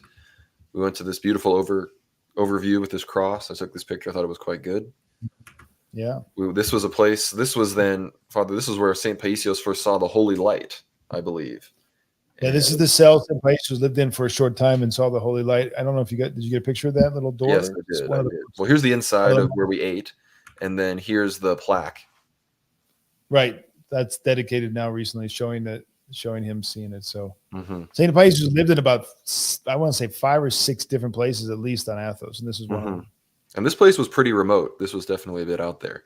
And this was where we ate, and this was where I thought we had the best food on Mount Athos from Father Pombo. That was delicious. He didn't eat any of the food that he made for us, which I also felt bad, but it was wonderful. Dimitri, this guy is a Russian father. Father Peter, maybe you can fill in some details, because I believe he was married, actually, if I remember that correctly. He was an interesting fellow. His wife and he both went to the monastery. Yeah. Oh wow. And I think he and a lot of the Russians there are non-commemorators. So because of ecumenism, but also now with Ukrainian schismatics. So there's an increasing number of non-commemorators on Athos because of the problem in Ukraine. And yeah, Dimitri, this cell was full of, on the right side, I didn't get a picture, unfortunately. There were so many Russian warrior saints, Dmitri Donskoy, Nevsky, so many others. It was quite the lovely cell. Yeah, how accessible are some of these skates and like more, I guess, secluded places on Mount Athos to people who maybe pilgrims who don't necessarily speak Greek, asking for directions and things of that nature? Because I'm sure there isn't really like police officers standing around or people you could ask for directions. You kind of need to know where to go, and you need to have some sort of networking connections, right? For example. A lot of Greeks today, they know enough English to help people. Yeah, and Russians too. There's enough basic English to get around on Athos. But I don't know. It's been 30 years or 25 years since I had that problem, so I can't. I don't remember exactly. I had a fairly easy time to get around on Athos, even in '96. So yeah, if that's what you're asking, are you asking basically how do you get around if you don't know Greek? Yeah. Okay. Well, in this place we went to specifically, we were hiking here from Father Iakovos' place. Father Iakovos kind of made sure we got to the right place. He was still with us at this place and then sent us on our way afterwards when we headed to Kafso-Kalivia and Katunakia. But David, I think you can agree that we were grateful to have Father Peter and Gregory with us to translate, because not only was it easier to get around, but we were able to pick up on a lot of wisdom that these guys were dropping in Greek that we normally wouldn't have been able to understand. Yeah. I remember this picture. It was this when we went our separate ways, right? Yeah, this was right after we split up. So, David, you're getting to look into what we were doing as well. This was when, for those that don't know, this is when David went to Elder Theologos, and he was telling that story earlier. So it all comes back. But here is Father Peter. This was Elder Ephraim of Katunakia, correct? And the hierarch was not there. Yeah, unfortunately, we couldn't get in and see and venerate the relics of Saint Ephraim of Katunakia. But this is the cell. This is the entry to the cell where he lived. And this was my favorite water spigot the entire trip.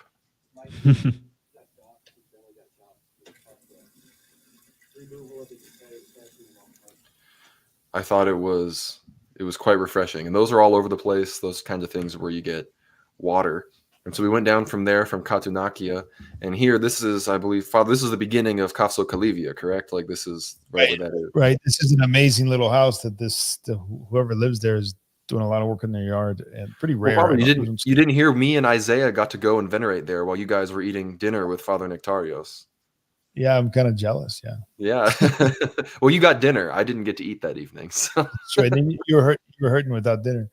But yeah, that's Kapsokalivia. So Kapsokalivia is basically, if so, people maybe they need to be oriented here. So we went down the coast from the west coast of Athos. We went down the west coast, got off it just after the last big monastery of St. Paul's, and walked from New Skete up to St. Anne's. Then we went from St. Anne's down Kapsokalivia to Karoulia, got on a boat and went around past a place called Kerasia to Kapsokalivia. Kapsokalivia, if you know, is where Saint Porphyrios began his monastic life and ended his life. And so we went there in part to venerate at the place where he last lived, which was a little cell there. And there it is. That's the cell where he reposed, Saint Porphyrios of Kapsokalivia. That was a wonderful place. And yeah, this is like down on the end, like the very end of the peninsula. Cars do not get here. We are, we're in the sticks at this point. We're in the thick of things, as they were. And I don't know how much Father Peter wants to talk about our accommodations at this point, but we definitely had. I think maybe it's part of the Athonite experience is that there's all kinds of experiences, and some of them are really trying, and some of them are really exhilarating, and they're all part of the whole. It's kind of like life. I mean, it's like a miniature life experience. That your whole life is in miniature. We went to this particular cell. We don't need to name names, doesn't matter. But we went to a particular cell where the monk was living alone. I'll say really quick. He was living alone, and it was in a very bad condition. All right. So that was where we thought we would spend the night, because somebody said maybe you could spend the night with that monk. It's a big house. He's alone. He's been alone for a long time. And he, for whatever reason, which I don't really understand, it's terribly abandoned. So the place is filled with filth. It's just very filthy. And we're talking about rats. We're talking about whatever. And I don't know if he's doing it out of asceticism, just total indifference, or if he has, some other issues. But after we were there for about 30 minutes, we said, Father, we're going to go venerate at St. Porphyrios, which it took a while to get there and to go. And we were sitting in the yard of waiting for someone to come out so we could venerate at St. Porphyrios. And we were kind of all discussing, like, how are we going to live tonight? How are we going to sleep there? I mean, there might be like mice crawling over our faces. So it's crazy. Like, this house needs to be like condemned or something. So, or rebuilt. And so anyway, the monk comes out. We venerate. I asked the monk there at St. That's a great shot. You can see the house. If you see up the house so you see the things on the far top left, those farther houses in the distance. Yeah. This one house in between the church.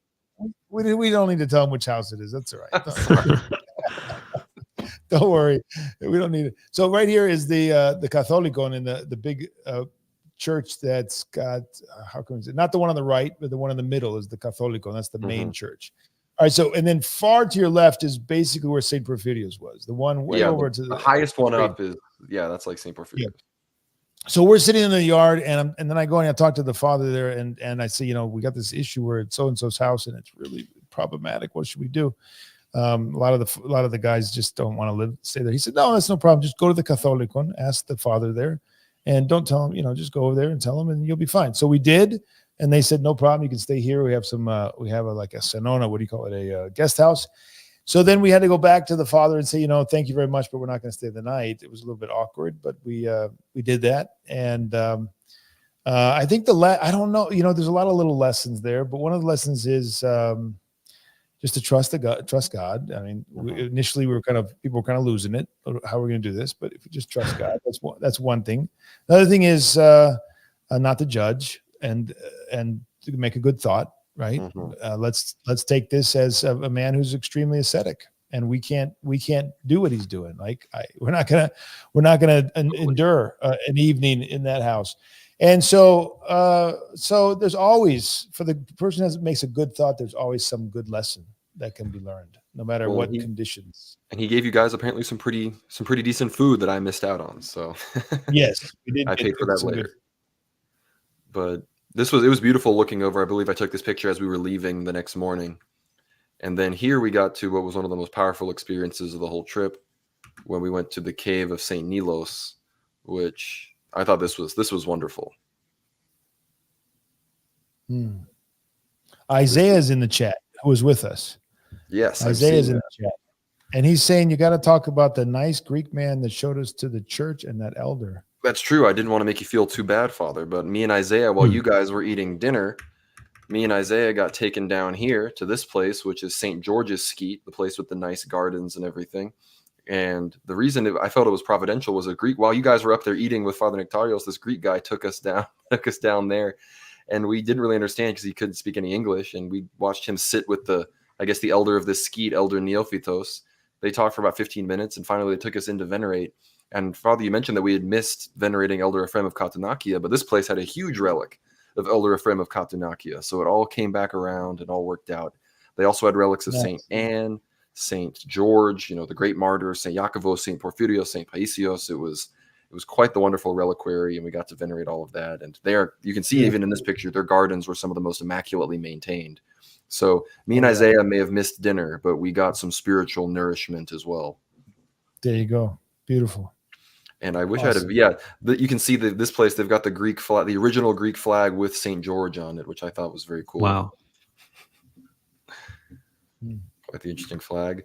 But yeah, then we went to St. Nilos, the Myrrh Gusher, which, Father Peter, you actually had a connection with these fathers from before.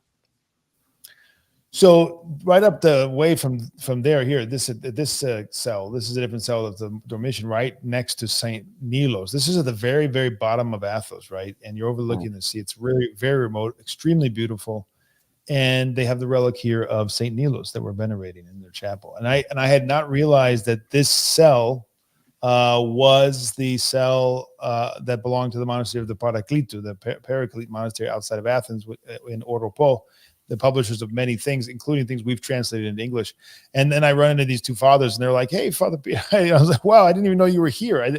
I had heard that you had a cell on Athos in this part of Panathos. I didn't realize this was the cell." So we had that added benefit of being, shown a lot of nice hospitality and venerating the relics of St. Nilos, which we wouldn't have venerated otherwise, even though we did go to the cave and to the church, which has been totally changed. I was there in 96. And I didn't go because there was no way to get down there. Now they have these beautiful steps that lead you down there. So it was really great. Yeah, all this paving, you can see it continues with some of these steps, but I should have put more pictures in there. But that was wonderful. That was I felt that was really far out there. That was like far end of the world kind of thing, which was wonderful. And then this was like our Lord of the Rings trek across this rock slide area, which I thought was quite fun. This is a good picture. I don't know if I'd use the word fun. I mean, fun's kind of an not American. Fun, but it was quite epic. It was epic. Yeah. Yes, it was an epic experience, an enjoyable epic experience. Sorry, I didn't mean to drop the F word there, but here I was at the very end. This is a great picture Justin took, so thanks to him.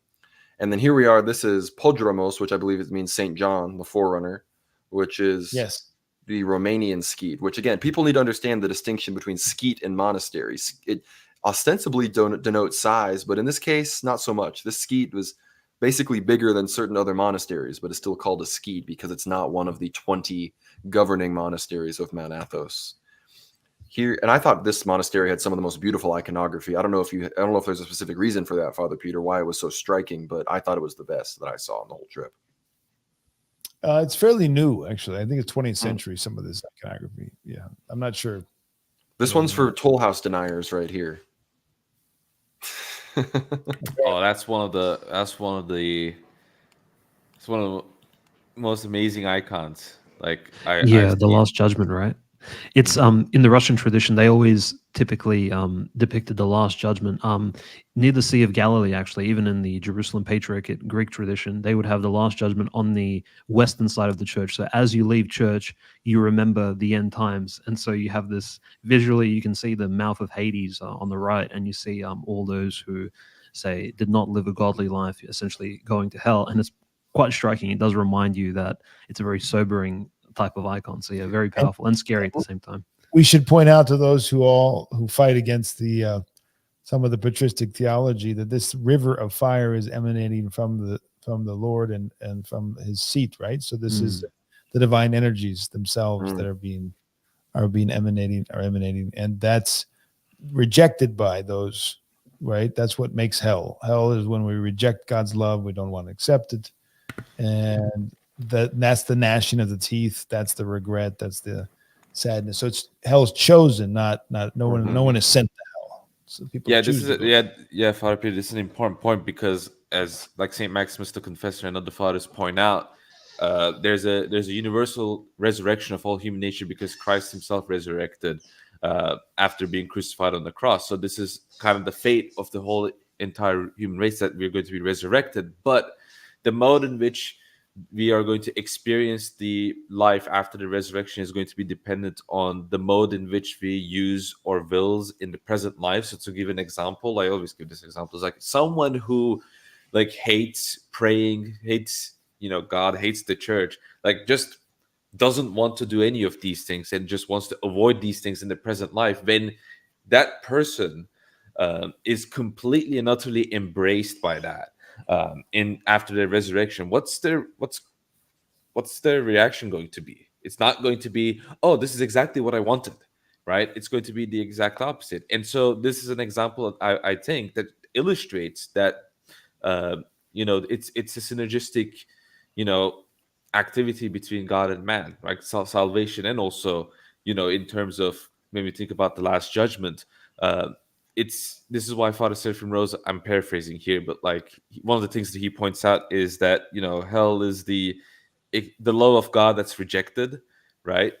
And so our view of the afterlife isn't just a mere like a simplistic, you did some bad stuff, I'm going to grab you by your neck and I'm going to put you into this bad place. It's not as simplistic as that. It's a lot more elaborate. It's a lot more there's a lot more thought into it, that one can think of in terms of understanding what's going on.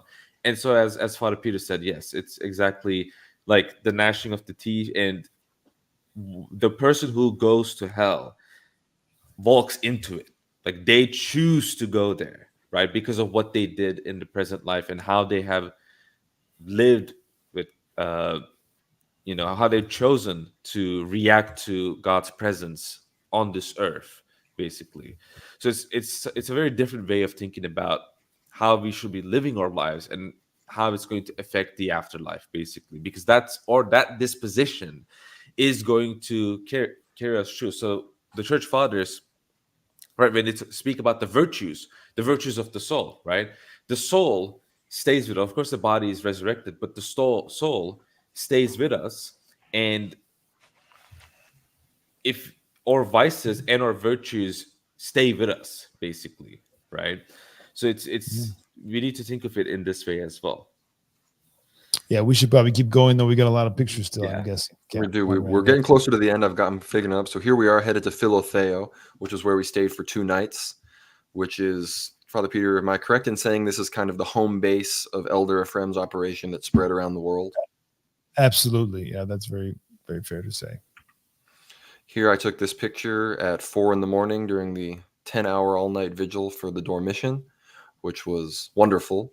It was delightful. I'm glad I decided to go at the very beginning and stay for the whole thing, even though I was exhausted. And then here we have some videos showing everything going on.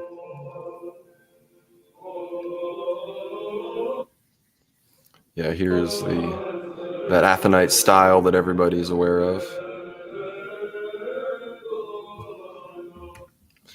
Then here's the monastery from a distance. This one's the most colorful monastery, besides, I guess, Pantaleimon on all of Mount Athos that I saw. It was quite, I thought it was very stunning. And they have so many projects going on. So clearly things are booming on Philocali and in the world of Elder Ephraim's monasteries. And unless you have anything else to say about Philocali, Father, feel free to let us know. We were there for St. Joseph the Hesychast's vigil as well. And after this, we can talk about Elder Euthymios and meeting with him.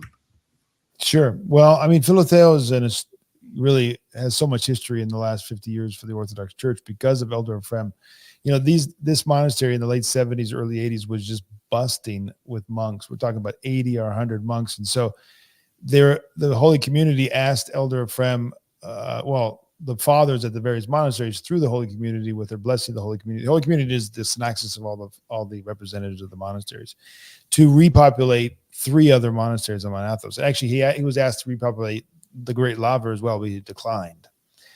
So there's 4 monasteries in Mount Athos that all have their origin here at Philocali. And what was happening was there were just so many young men who were leaving the world in the 70s, and I would say late 70s was the peak.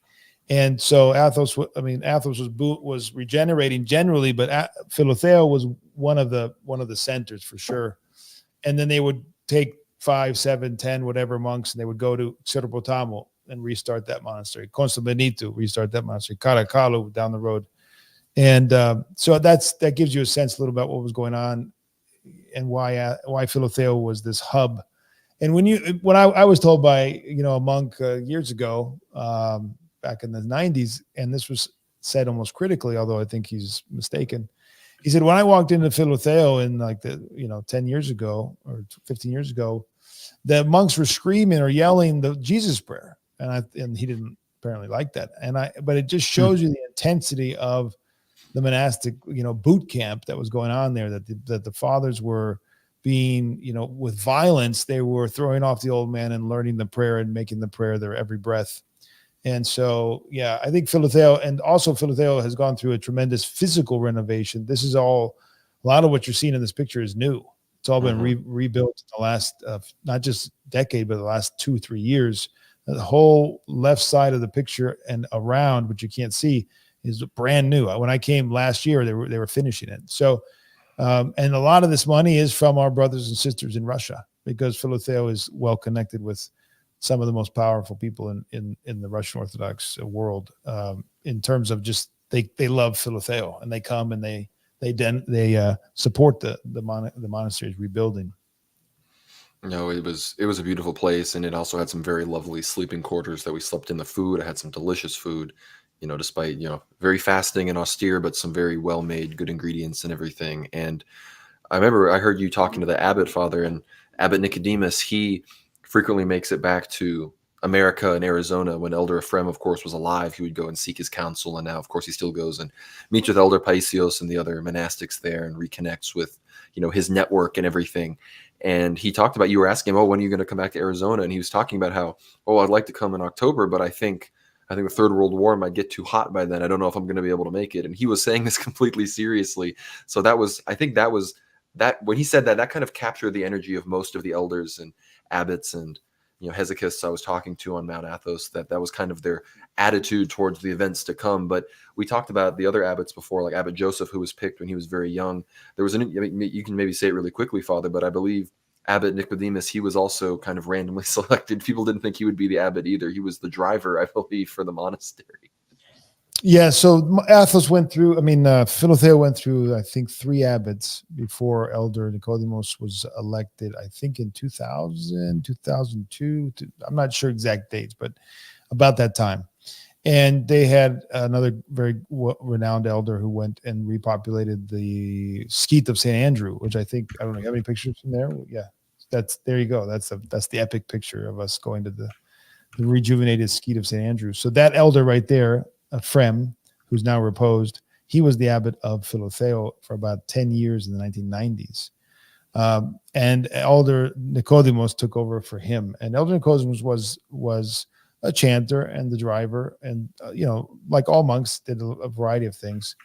But I don't think he had any idea that he would become the abbot of the monastery. Elder Ephraim basically was there. He was visiting Athos on a trip back from America, and they were electing a new abbot. And he prayed, and the fathers were coming to confession to see him one after another. And when Nicodemus walked in, he said, "You're going to be the new abbot." He just kind of was revealed to him. And I think, the elder Nicodemus was kind of just shocked, overwhelmed. But he said, if it's God's will, and if you pray for me and guide me, I'll do it. And so he was very attached to Elder Ephraim. Obviously, I would too. I'd be clinging to him if I was in his position. So he came many times to America, Elder Nicodemus. I saw him many times, including the funeral, and he spoke at the funeral, of course, as the former, as the successor of Elder Ephraim at Philocali. Yeah. No, I remember you told me that story. It was a wonderful story. But Dimitri, see, this is that Russian-Greek friendship we're talking about. This is that fruit, that civilizational fruit when these two Orthodox powerhouses come together, that we can see. Oh yeah, absolutely. I mean, it was that split, I guess, communally speaking, between the Moscow Patriarchate and the Patriarchate of Constantinople had such a big spiritual impact on Russians who were forbidden essentially to commune in Orthodox Christian churches under the Greek Patriarchate of the Ecumenical Patriarchate of Constantinople, essentially, which meant that Russians loved going on pilgrimages to Mount Athos, and they loved it. In the 19th century, it was very popular. The Saint Panteleimon Monastery you mentioned had over 1,000 monks before the revolution, which is crazy to even think. That massive teal monastery building was full of just Russian monastics and monks from Ukraine, Belarus, and now after 2018 that has become a bit more complicated, unfortunately, so we await the resolution of the SMO, the Ukrainian conflict, and eventually the schism, so that more of these donations, which are willingful sort of givings of, essentially it's a spiritual tithing of sorts to the Orthodox Christians on Mount Athos and sort of helping them expand. And I mean, it's a real connection. People wish to give to the monastic communities in Russia and of course abroad to Mount Athos, and this is what happens. Good things come from that, and it's good to see those fruits kind of in the photographs and in person. And here we're getting. Go ahead, Father. Forgive me. There's people in the chat. They're asking about our translation work, and I want to just respond if they are interested in supporting it, because someone is asking how they can support it. We're working, of course, on a number of books right now. The Mystery of Christ is the catechism from actually the cell right now that we're going to talk about. So right here, do we have a picture of Elder Euthymios, or did you get anything? I was too afraid to get a picture. I did record our entire conversation with him, but okay. So anyway, this Skete, this cell is the authors of this book that we've been working on for the last 6 months. I think that's what they're talking about. So right there is the book. I don't know if you can see it, but it's called The Mystery of Christ. And it's of course in Greek, and we're translating about 10 pages a week, and we're on a page 211 now in our series every Thursday night. In any case, that's one of many books that we're working on. We're working on Saint Athanasius of Paros, working on the book by Elder Metropolitan Neophytos and many others. So thank you for your support. You can write us at team@orthodoxethos.com, or you can go to our website and just make the donation, whatever donation you want, on either orthodoxethos.com or Unca Mountain Press. But if you want to particularly support a particular translation and you want to talk about it, you can write me at team@orthodoxethos.com. Sorry for the break. Got to do it. Everybody click the links below. David and Father Peter's stuff is below. Go to Orthodox Ethos, go to David's channel and check out all the things they're doing. And of course, check out World War Now as well. We got 80 people in the chat. Be sure to subscribe here on the YouTube channel and on the Substack in the link below down in the description. It'll really help us out. If you want to send a super chat, we'll do that as well. And maybe everyone else may have to go, but I'll stick around and answer questions if we have to. But this was probably the most beautiful iconography I maybe have ever seen in my entire life, Father. I remember we were all, David, I think you agree, we were all kind of in awe of this iconography. Yeah. So, and a very interesting detail I want to point out. It's difficult to see it from this picture. There's other pictures that we can also take a look at on like basically the circle that you can see around Christ. Those are depictions of Christ appearing in the Old Testament. So there's the classic, visitation of Abraham in Genesis 18, but there's also the burning bush, the Virgin Mary, right? The burning bush typifying the Virgin Mary, because just like the burning bush bore the theophanic manifestation of God, the Virgin Mary bore, the body, right? The body of God in her womb for 9 months. And there's, as I said, like there's many of the classic, appearances of Christ in the Old Testament are depicted. So this is very different from the churches that you typically see, because you typically don't see these kinds of depictions. And one interesting feature of these depictions is also that Christ is depicted with wings, if I remember correctly, in many of these many of these scenes. Yeah, the because angel he's of the the angel Lord. of the Lord, he's the angel of the great council. And this is one of the strongest, I think, Orthodox apologetics from the Old Testament that shows that the Old Testament actually teaches the doctrine of the Trinity, and it teaches that, you know, the Messiah, right, is going to come. It's also teaching us about the Messiah who's going to come is also actually the Word of God himself. So there's all of these various different hints throughout the Old Testament that is depicted very clearly in the iconography of this church of Saint Paisios, right? Yeah, And so this you know, is just in general, it's like aesthetically beautiful as well, right? We can just kind of say that as well. It's just and this aesthetically was beautiful. this is one of the best ones. This is the iconography on the back side of the church, so facing the exit. This is Saint Paisios' repose, and I heard an interesting story. You see the priest on the left conducting the funeral. Apparently, the monk, he's still alive, and he has a son, and that son of his is a monk at this Skete, where this is. So this monk walks in That's and Father, sees his dad. that's Father Nicholas. That's depicting Father Nicholas, who I had the blessing of learning how to serve liturgy from, because I was a deacon at the time and I was living down the street from the monastery of Soroti.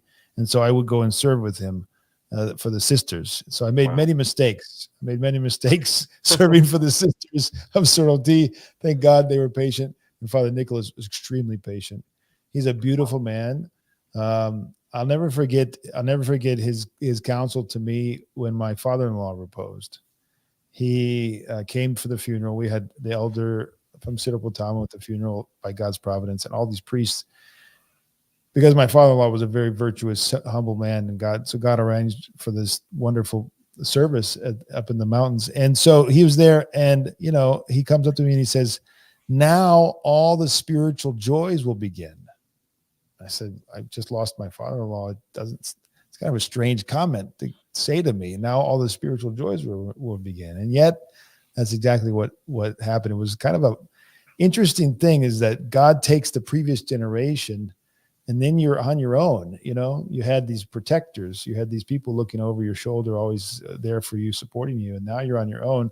And now it's almost like a new stage of spiritual life. And so Father Nicholas said stuff like that, just out of nowhere. You just come and say stuff, little comments like that. That's wonderful. And I believe this iconography style is Cretan style specifically, and I think it's quite beautiful. And here's some other scenes from St. Paisios' life. This is him with the relics of the one who baptized him, St. Arsenios, fighting a demon. Here after this, we went to Karies. And Father, am I correct in saying this is like the administrative building of Athos? This is where the council of the monastics and the abbots, this is where they would meet and decide things that go on the peninsula? Yeah, absolutely. This is the Holy Community, or Hierarchia Notita. And so just to the left, you can't see it in this picture, there's a beautiful room where they all meet. It's like a church, almost like a church building. You feel like you're in church. And that's looking toward the shops. And then now we're going toward the administrative building. And then on the far left of this building is where they have all the meetings. And that's the Proton right now. That's the famous church of the Proton. That goes back, I think, 600-700 years at least. I think it's a 14th century church. And it's interesting, right near where this person is standing to the left is where they found the relics. I'm pretty sure it's right there, where they found the relics of the Protos, Cosmas, the Protos. He was martyred by the Latinizers, and he was. I don't think I have it. I had a picture of the icon of him getting killed, but I couldn't find it. Yeah. So he, along with other martyrs like the ones from Zographou, gave their life to defend the faith against the Latinizers and the false Council of Lyon. We need to remember these martyrs today. Mm-hmm. We especially have need today to remember that there are those in heaven that we celebrate as great saints that have gone before us, and they gave their life not to go into union, a false union with the heresy of the Latins. So that's an amazingly important church right there for all of the Orthodox Church. It's an amazing church for many reasons. The iconography inside is phenomenal. Did you get any pictures of the icons inside? I thought I did. I didn't put them on this. Okay. Thing. It was also so dark in there. My pictures weren't very good. But yeah, that's well known. You can find them online. Panselinos, Protaten. It's amazing icons. It was beautiful. And so to give people a bit of a sense of where we are, we're in Karies, which is like the central town, the only town really on Mount Athos. And about a few hundred yards from there is St. Andrew's Skete. So, Father Peter, maybe you can tell people, why is there this insanely Russian-looking Skete that's still kind of largely still getting back on its feet? So at the turn of the century, Russian monks, I don't know the exact number, but it was many thousands. I think 7,000 to 8,000 monks on Athos were Russian. So right now, just to give you a little perspective, there are 2,000 monks on Athos. So there must have been over 10,000 or 12,000 or more monks on Athos back at the turn of the century. It's pretty amazing to think about that. Russian church, I mean, was very, very prominent in the Balkans. In fact, a lot of people were afraid, frankly, of the expansion of Russia in the Balkans and on Athos. They thought they would eventually take over Athos, and there was a lot of, ethnophilatism on display in the first 2 decades of the 20th century. But in any case, that Skete right there, St. Andrew's Skete, was a massive monastery. I mean, it's called a Skete, but it's one of the largest. That church right there on the right, which you can't see, was for the longest time the largest church in the Balkans. So you have a Skete that has the largest church in the Balkans. There are hundreds and hundreds of monks in this Skete, and so you had many churches. And so in the distant there, you can see the church dedicated to Saint Innocent of Irkutsk. On the left is a church and a dedicated. I think there's 3 churches in that building on the left, and one of them is dedicated to Saint Anthony the Great. And I don't remember the other 2 saints, Russian saints, I think. That's where they had the services where we were attending right there, all refurbished by the Brotherhood of Elder Ephraim, who used to be at Philocali. So this is actually another monastery repopulated by Elder Ephraim. We don't really commemorate that because it's a Skete, but in all honesty, that's the 5th monastery in Athos that is filled with monks from Philocali. And to the right, what you can't see is the school, the ecclesiastical high school of the Athoniada. That's what it's called in Greek. It's basically the Athos High School going back to about the 1700s, I want to say, and Efthymios Vougaros, I think, and others in the 1700s were teachers at that school. This was not located here, though. There was a whole building at Vatopedi that was dedicated, burned down. But in any case, this belongs to Vatopedi Monastery. It's a Skete of Vatopedi. And so when it was totally emptied and it was basically abandoned for a number of years because the monks ceased to come from Russia, then in the year 2000, that's when these fathers came from Philocali. I don't know what else to say, but that's. I'm going to have to circle back because I'm remembering some things I forgot from before, but this is a good opportunity to bring them all up. Here we were able to venerate the skull of St. Andrew the Apostle, which was quite the wonderful opportunity. And that reminds me, I've got to remember all the other relics we venerated. Of course, at Philocali specifically, we were able to venerate the incorrupt hand of St. John Chrysostom, which is in the shape of the blessing that he made when he was dying. It was an amazing opportunity to put my physical lips on the flesh of such a wonderful saint. And then venerating St. Andrew, putting my lips on the skull of a saint who physically touched our Lord and Savior Jesus Christ was quite the powerful experience. At Philocali, there was also relics of, I believe it was Saint Marina, as well as a bunch of other wonderful, wonderful, wonderful saints that they would take out every day, almost during Compline. They would take out the relics for us to go and venerate and get our prayer ropes and our necklaces blessed on those. But maybe, David, if you want to talk about the kind of how it felt venerating these relics. David gets the credit for these 2 wonderful photos, which were 2 of the best photos taken on the whole trip. Yeah, thank you. Yeah, thank you. I mean, in terms of the relics, I mean, with Saint Andrew, I mean, I made a post about this on Twitter, and the idea comes from Conrad. Like he kind of like pointed this out, and it activated my neurons. I mean, when one of the things that we need to consider about like holiness, again, holiness is on earth, right? The deification that God has by nature, he allows us to partake of it according to grace, right? That's what 2 Peter 1:4 says. And and one of the things that we need to think about is that, Christ was on earth bearing the fullness of the divinity in his body, again, as St. Paul says, and the apostles, partook of it and interacted with it. So when we are kissing a relic, we're not just kissing a relic because it's a respectable person. It's just merely a respectable person. It's just some weird practice that we do that we just made up. That's not the point of kissing relics. The point of kissing and venerating relics is to recognize God's glory and God's power working through creation and us worshiping God in this way. We're not worshiping the relics, obviously, but by honoring the relics, we are worshiping God because we are recognizing God's activity on earth. And these holy people, when these holy people are holy on earth, right? They are in the process of deification on earth. They are deified and living in union with God according to grace. And when we're interacting with them, this is what we're interacting with, right? The whole point is, the center of it is God, and how God reveals himself through his creation, through his house, the church, through the church itself, and him appearing in time and space. Like, for example, the burning bush. One of the reasons why the burning bush is still important is because God was, present in the burning bush.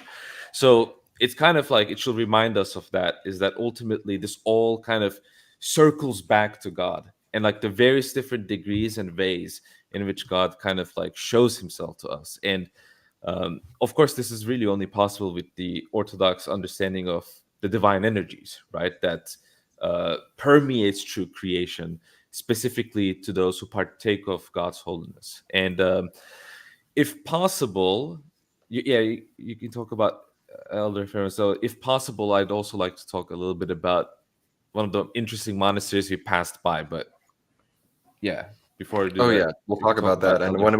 when we get to Saint Paisios' cell, then we can talk a bit about our conversation with Elder Parthenios, and that'll be a good place to end it. But I took this picture at St. Andrew's, which was wonderful. And then here, this is the end of our trip. This is us taking the bridge to see Saint Paisios' cell. Yes, and you can see our a good friend of ours that was following us for this part of the trip. You can see our dog friend following us. Just following us along there. Just Buckles, everyone's like, "You're still with us? Okay." And so then we go, and this is get you a good perspective on where we are headed. And David, you wanted to talk about, I assume, the founder of the monastery around here, correct? Well, not around here, because I mean this is the place where, well, before we went into this road, right? Like Kutlumusya Monastery. Yeah, that's what I'm talking about. Yeah. Yeah. I guess I'll go over it quickly, because there's an icon. I sent it to you on Discord as well, of Saint Callistos, who founded the monastery. I was very much surprised when I first heard about this, but Kutlumusya Monastery was founded by Saint Callistos, who originally was actually a Anatolian Seljuk, that is Turkish, nobility. So he's from the Kutlumuş dynasty, which is where the monastery gets its name, Kutlumusya, Kutalmış dynasty. And he ended up being baptized and became a monk and founded the monastery of Kutlumusya. So there's that kind of a very interesting history in one of the monasteries of Mount Athos. So technically, there's a Turkish monastery in Mount Athos. And in that monastery, in the entrance of that monastery, there's a map of Turkey, of Bulgaria. Well, more correctly, it's the map of Asia Minor. And it has like the Greek names of like various different cities. It's not just like the big provinces like Nicaea and Trebizond and other like the Greek names, but it's like the Greek names of like various different cities within that map. And I thought that was like very interesting, very beautiful. And also, the dog was pretty much like following us, like when we were going to St. Paisios' house and when we were going back, like he was just following us until we went to the bus, like just like protecting us. Like I guess it was really interesting. No, that was wonderful. And here we see Father Peter right outside of St. Paisios' cell, and we got to go in. You'll recognize this from the iconography earlier. There was some of that. And then, yeah, that's where he was. And then we're entering. And then here's his seat. This is where he would sit during the divine services, as he himself was not a priest. And you see on those icons there are some icons that are relevant to his life. That's the end. But those icons are those that he saw in his life. So he saw Saint Ephraim. He saw the angel of the Lord. He saw the Lord himself. He saw the Mother of God. And then I don't remember the last two on the left and the bottom. Do you? I don't, but can you zoom in? Yeah. Can you zoom in or no? I'm not. I could, but I don't know how on the stream. It messes everything up. Okay. But it's yeah, this was a beautiful place. We were able to venerate the seat and everything. And Father, you had a great conversation with the fathers there. I remember. Yeah. Father Isaiah and Father Arsenios. I've been there, I mean, dozens of times over the last 25 years. So he and I worked on some common projects together as well in terms of theological. He's very astute theologically. And we were just talking about all the challenges to the church, especially the question of the common Pascha. That was one of the conversations we had with most of the fathers on Athos was what's going on, what's the plans, what's been revealed, what should we expect about this this idea of a common Pascha. But Father Isaiah is great. He's just very astute and very dedicated to the Ecclesia. Some people have this impression that Saint Paisios and his disciples aren't sensitive to matters of faith. They couldn't be more distance from the truth. I've learned more and been more inspired by the disciples of Saint Paisios probably along with Elder Ephraim, those two, than anybody else. There's several disciples of Saint Paisios who are leaders in the Church of Greece against the pan-heresy of ecumenism and have been doing it for decades. And so Father Isaiah and the fathers here are likewise like that. And they were telling me stories about recent miracles of Saint Paisios, how he appears to people and he heals people of cancer and all kinds of stuff. There, I said, "Do you write these down?" He said, "There's so many, I don't write most of them down." No, I remember him saying that. And if you can see in this picture, those stumps, that was where people would sit and St. Paisios would answer questions and counsel them and everything, which is so amazing to be able to go to it ourselves. But I guess to cap everything off, which was it was a great way to cap off the trip in general. It was technically before we stayed at St. Andrew's, but we were able to meet with a holy disciple of St. Paisios, Elder Euthymios. Father Peter, could you maybe give some people a background on that? And then David, I want to hear your thoughts on talking with him, and then I'll give some of my thoughts, and then we can land this plane. Well, Elder Euthymios is the disciple of Saint Isaac. Saint Isaac and the two of them were disciples of Saint Paisios. And Saint Paisios would go often on feast days to their cell, which is the cell of the resurrection in Kapsala, which is about an hour away. Maybe you can get a picture over. Do you have any pictures? Well, you had the icons over there, didn't you? Well, here, really quick, this was that map David was talking about. And This is the map. There's the red line. That's the region that's called Pontus. A lot of Greeks today in Greece, like during the population exchange between that.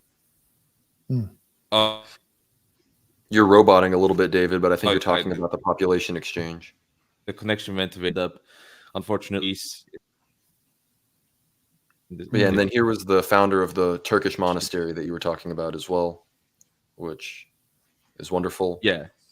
So yeah, Turkish monastery. I don't think. Yeah. That's awesome. Yeah, the Greeks probably would take issue with that, but yeah, he was from for sure.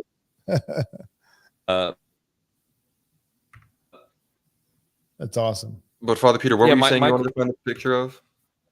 I think if you have anything from Elder Euthymios' cell, I was just going to say that my connection is weird. I could maybe find something really quick, but keep talking, Father Peter, about. So Elder Euthymios,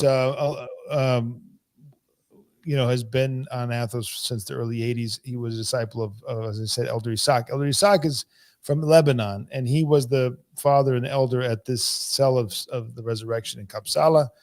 And Elder Euthymios went and lived with him, and then eventually Elder Isaac reposed in 1997 or 8, I don't remember. And they had written most, or I guess, I don't know how much, but a good portion of the life of Saint Paisios. And so that was finally finalized by Elder Euthymios. He basically wrote the rest of the book and published in the early 2000s. And then I had the blessing, along with Father Alexei, who's now the Bishop of Alaska, to translate, along with a few other people, the help of other people, of course, the life of Saint Paisios into English. And so I got to know the fathers there and Elder Euthymios over the years, and have been back again and again. And the thing that first, he's kind of one of the several, most well-known and most beloved of the contemporary elders in Athos. I think probably the most people end up at his cell for confession and counsel. People go there in the middle of the night. They get up at 3 a.m. and they go and wait out and get in line. When we were there, there was at least 60 people there, I would say. Yeah, and they come and go. So there's probably over 100, 120, 150 people that came throughout the day and left. Mm-hmm.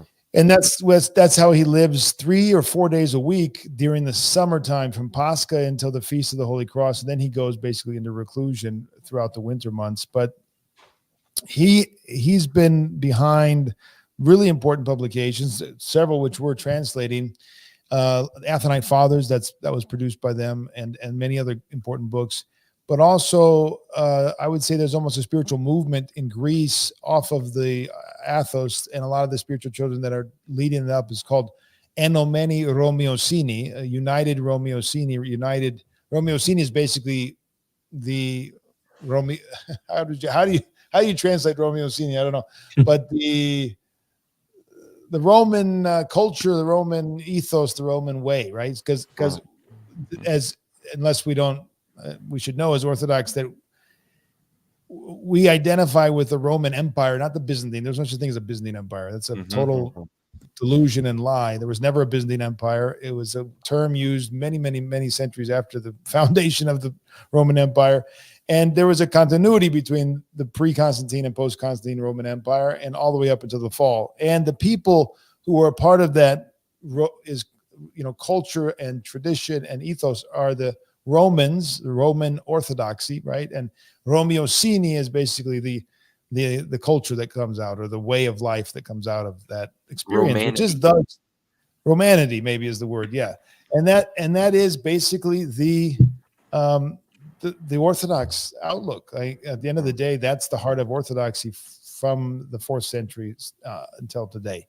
So anyway, he's got a thing that they started called Enomeni United Romeosini. And they have publications and books and conferences and all kinds of things. So Elder Euthymios and his cell, they have the first biggest chapel of St. Paisios, the one we saw, and they do a lot of work, even outside of Greece in Asia Minor, for the sake of the church. I think St. Paisios is one of the best examples of what you were talking about earlier, the applied gospel. I think he's quite the archetype for that. So we can definitely, Romanity in that regard. I think St. Paisios in the Christian Roman way lived a Christian Roman life, which we're all grateful for that. But we were able to meet with the elder, which was quite wonderful. I asked him some personal questions about some things going on in my family, and he provided, I think, a really wonderful answer. But David was able to ask him about a question about Turkish evangelism, but I think that cuts really to the heart of the gospel and what people need to keep first things first. And I think David would explain that pretty well. Yeah. So the first thing I want to note is, I think he answered 2 people's questions before those people asked their questions, right? So there was kind of just a classic elder moments. That's how I see this, just his ability to be able to anticipate questions. I mean, that just tells a lot about his wisdom. The main thing that he told me, and I think this kind of goes out, this can be applied to pretty much everyone in the world, but especially to those who live in nations that don't know much about Christianity, is the 2 things that he told me that are most important for Christians to know is, first of all, the scriptures, what the scriptures teach, and the lives of the saints. It's basically what he said is these are the things that people need to learn. People need to know about in order The to learn gospel about and the applied gospel.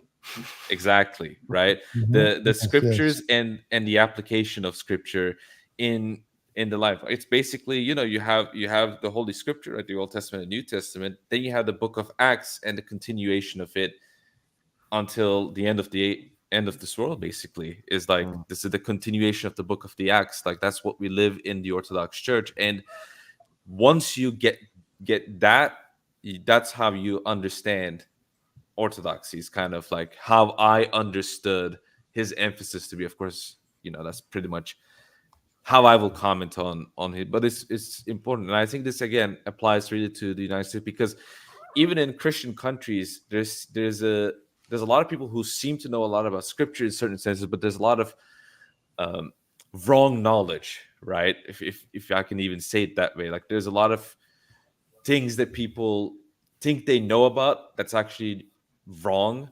and so you need to kind of heal people from that and like teach them the pure Orthodox doctrine, and that sometimes is more difficult than just teaching someone from scratch or like having them learn from scratch. So I think it was pretty beneficial to hear that from him. No, Yeah. it was amazing. And I think Dimitri, he may have had to go. I don't know if he has any last words he would want to say. He had to, something happened on his end. But yeah, Dimitri, I know you have to go soon, so I want to hear your thoughts on what David just said. No, I think that's what David said, and just the ability to speak to an elder like that to describe the Orthodox Christian lifestyle. I think most of the listeners, those who are inquiring or those already in the church, or maybe those interested, I think you'll realize no matter where you are in life, whether you're a layperson living literally in the world, in the big city, in the suburbs, encountering sort of everyday Orthodox life, or if you're an ascetic, like living on Mount Athos, the Christian life is a marathon, not a sprint. You'll notice there's a lot of examples of people who overburden themselves and take too much on that they cannot handle, and they fall off the correct path. And I think that's really important, is that it's following the commandments, following the teachings of the church, living in the church, but also not taking on what you can handle and manage, and just understanding that it's all about longevity and resilience, I think. And of course, discernment, as Father Peter said, in regards to Metropolitan Neophytos, like not actually learning from those elders, from people who teach you, and taking those lessons on board. So it's been a great sort of trip through Cyprus and Mount Athos. It's a lovely pilgrimage, and thank you for sharing all these like very deep insights. I think it's been a very fruitful watch and listen. I mean, we can't hear you, Conrad. You got to unmute, Conrad. You're right. Thank you. Yeah, you're I'm sorry muted about on that. StreamYard. We're back. But thank you. I'm sorry about that. I'm getting tired here at the end, but we go to the photos, and I wanted to show everybody, this is me and David and Buck in the background. This is our face as we exit the Holy Mountain. I've first seen women for the first time in 8 days. We're clearly overjoyed, as you can tell. But then this is the last pic. This is our whole group.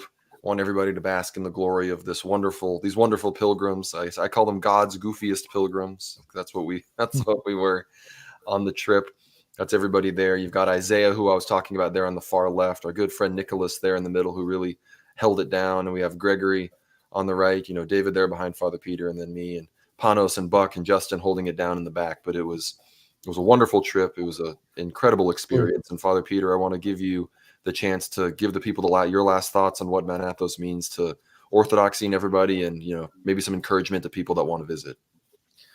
Yeah, it's really important to understand that you can't understand Orthodoxy today after 1,000 years of Athos in the center of it, as really the center of so much of rejuvenation, the Philocalic movement, the Kolivadis fathers, and so many hierarchs during the Turkish period that took refuge and lived there, and on and on and on. There's wonder-working icons and missionaries to Africa today and all the rest. You can't understand Orthodoxy if you don't come and with veneration, with reverence to the fathers and the saints and the tradition of Athos. It's carrying on that which has been lost in many ways to history in terms of liturgical life and the whole Roman ethos, the Romeo Cini, and the martyric confession of faith of the fathers today during COVID, and with regard to ecumenism and all the rest. It's tragic to me to see in places like America, far from the sources of tradition, that we're struggling here to acquire an Orthodox ethos, Orthodox mindset. It's tragic to see Orthodox Christians have a flippant or arrogant or dismissive or mocking the elders or the tradition of Athos. It's really tragic to hear such things. It just shows their lack of understanding and experience.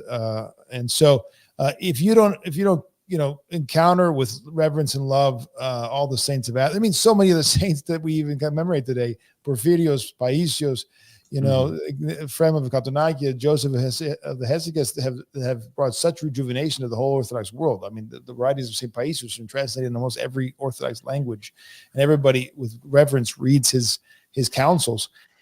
You can't imagine an Orthodoxy without Athos. You can't imagine an Orthodoxy without the saints today. So I just think it's a it's really important for all of us to have the veneration of the saints of Athos, and to, we're not going to become Athonites. We're not going to necessarily do all the Athonite tradition in terms of liturgics. That's unique to Athos, right? You can't repeat that, but you can certainly strive to imitate the essence of it, just like a life of a saint. We don't try to literally imitate the saint. We don't do Francis of Assisi and desire the stigmata, right? That's not the Orthodox way.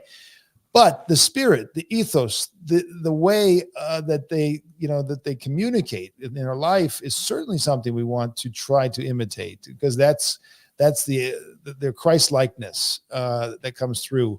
And I think that they will play the role. Again, I don't think Athos is, all the problems we have today with Athos, with the split and all this unfortunate incursion of a worldly mentality, that is true. It has happened on Athos. I've lived it. But in spite of it all, it's going to play its role as it always has. It's going to produce confessors and martyrs, and if God wants, it's ready. It still has great holiness. And so I would encourage every man, Orthodox man, who wants to go and get a taste of that, to take a pilgrimage to Athos. It's not as hard as you think. I remember the first time I went in 1996. I was just a young 25-year-old, and I was asking Bishop Basil of the Antiochian Archdiocese, what do I do? And he says, pray to the Mother of God. She will open the door to you. So I started praying the Akathist every day. And immediately I got, within a week or two, I got the money I needed. I lost my job against my will. And I said, well, there you go. I'm free now. I've got the money. And I went to Athos. I spent 2 months in Athos, and it was life-changing. So, it's if you have the desire and the pious desire, God can open the door. It's one of the major pilgrimage places. And I'll end with this. Many of the saints in the last 500 years, especially during the Turkish period, a lot of those saints made pilgrimages. Even the ancient church, they made pilgrimages to the Holy Land. And so you have Haji Georgis, the great ascetic, and Haji was given as a term of pilgrimage. That's what it means to be a pilgrim. The Turkish word is Haji, which means pilgrim. Yeah. And they called Saint Arsenios, Cappadocia, Haji Effendis.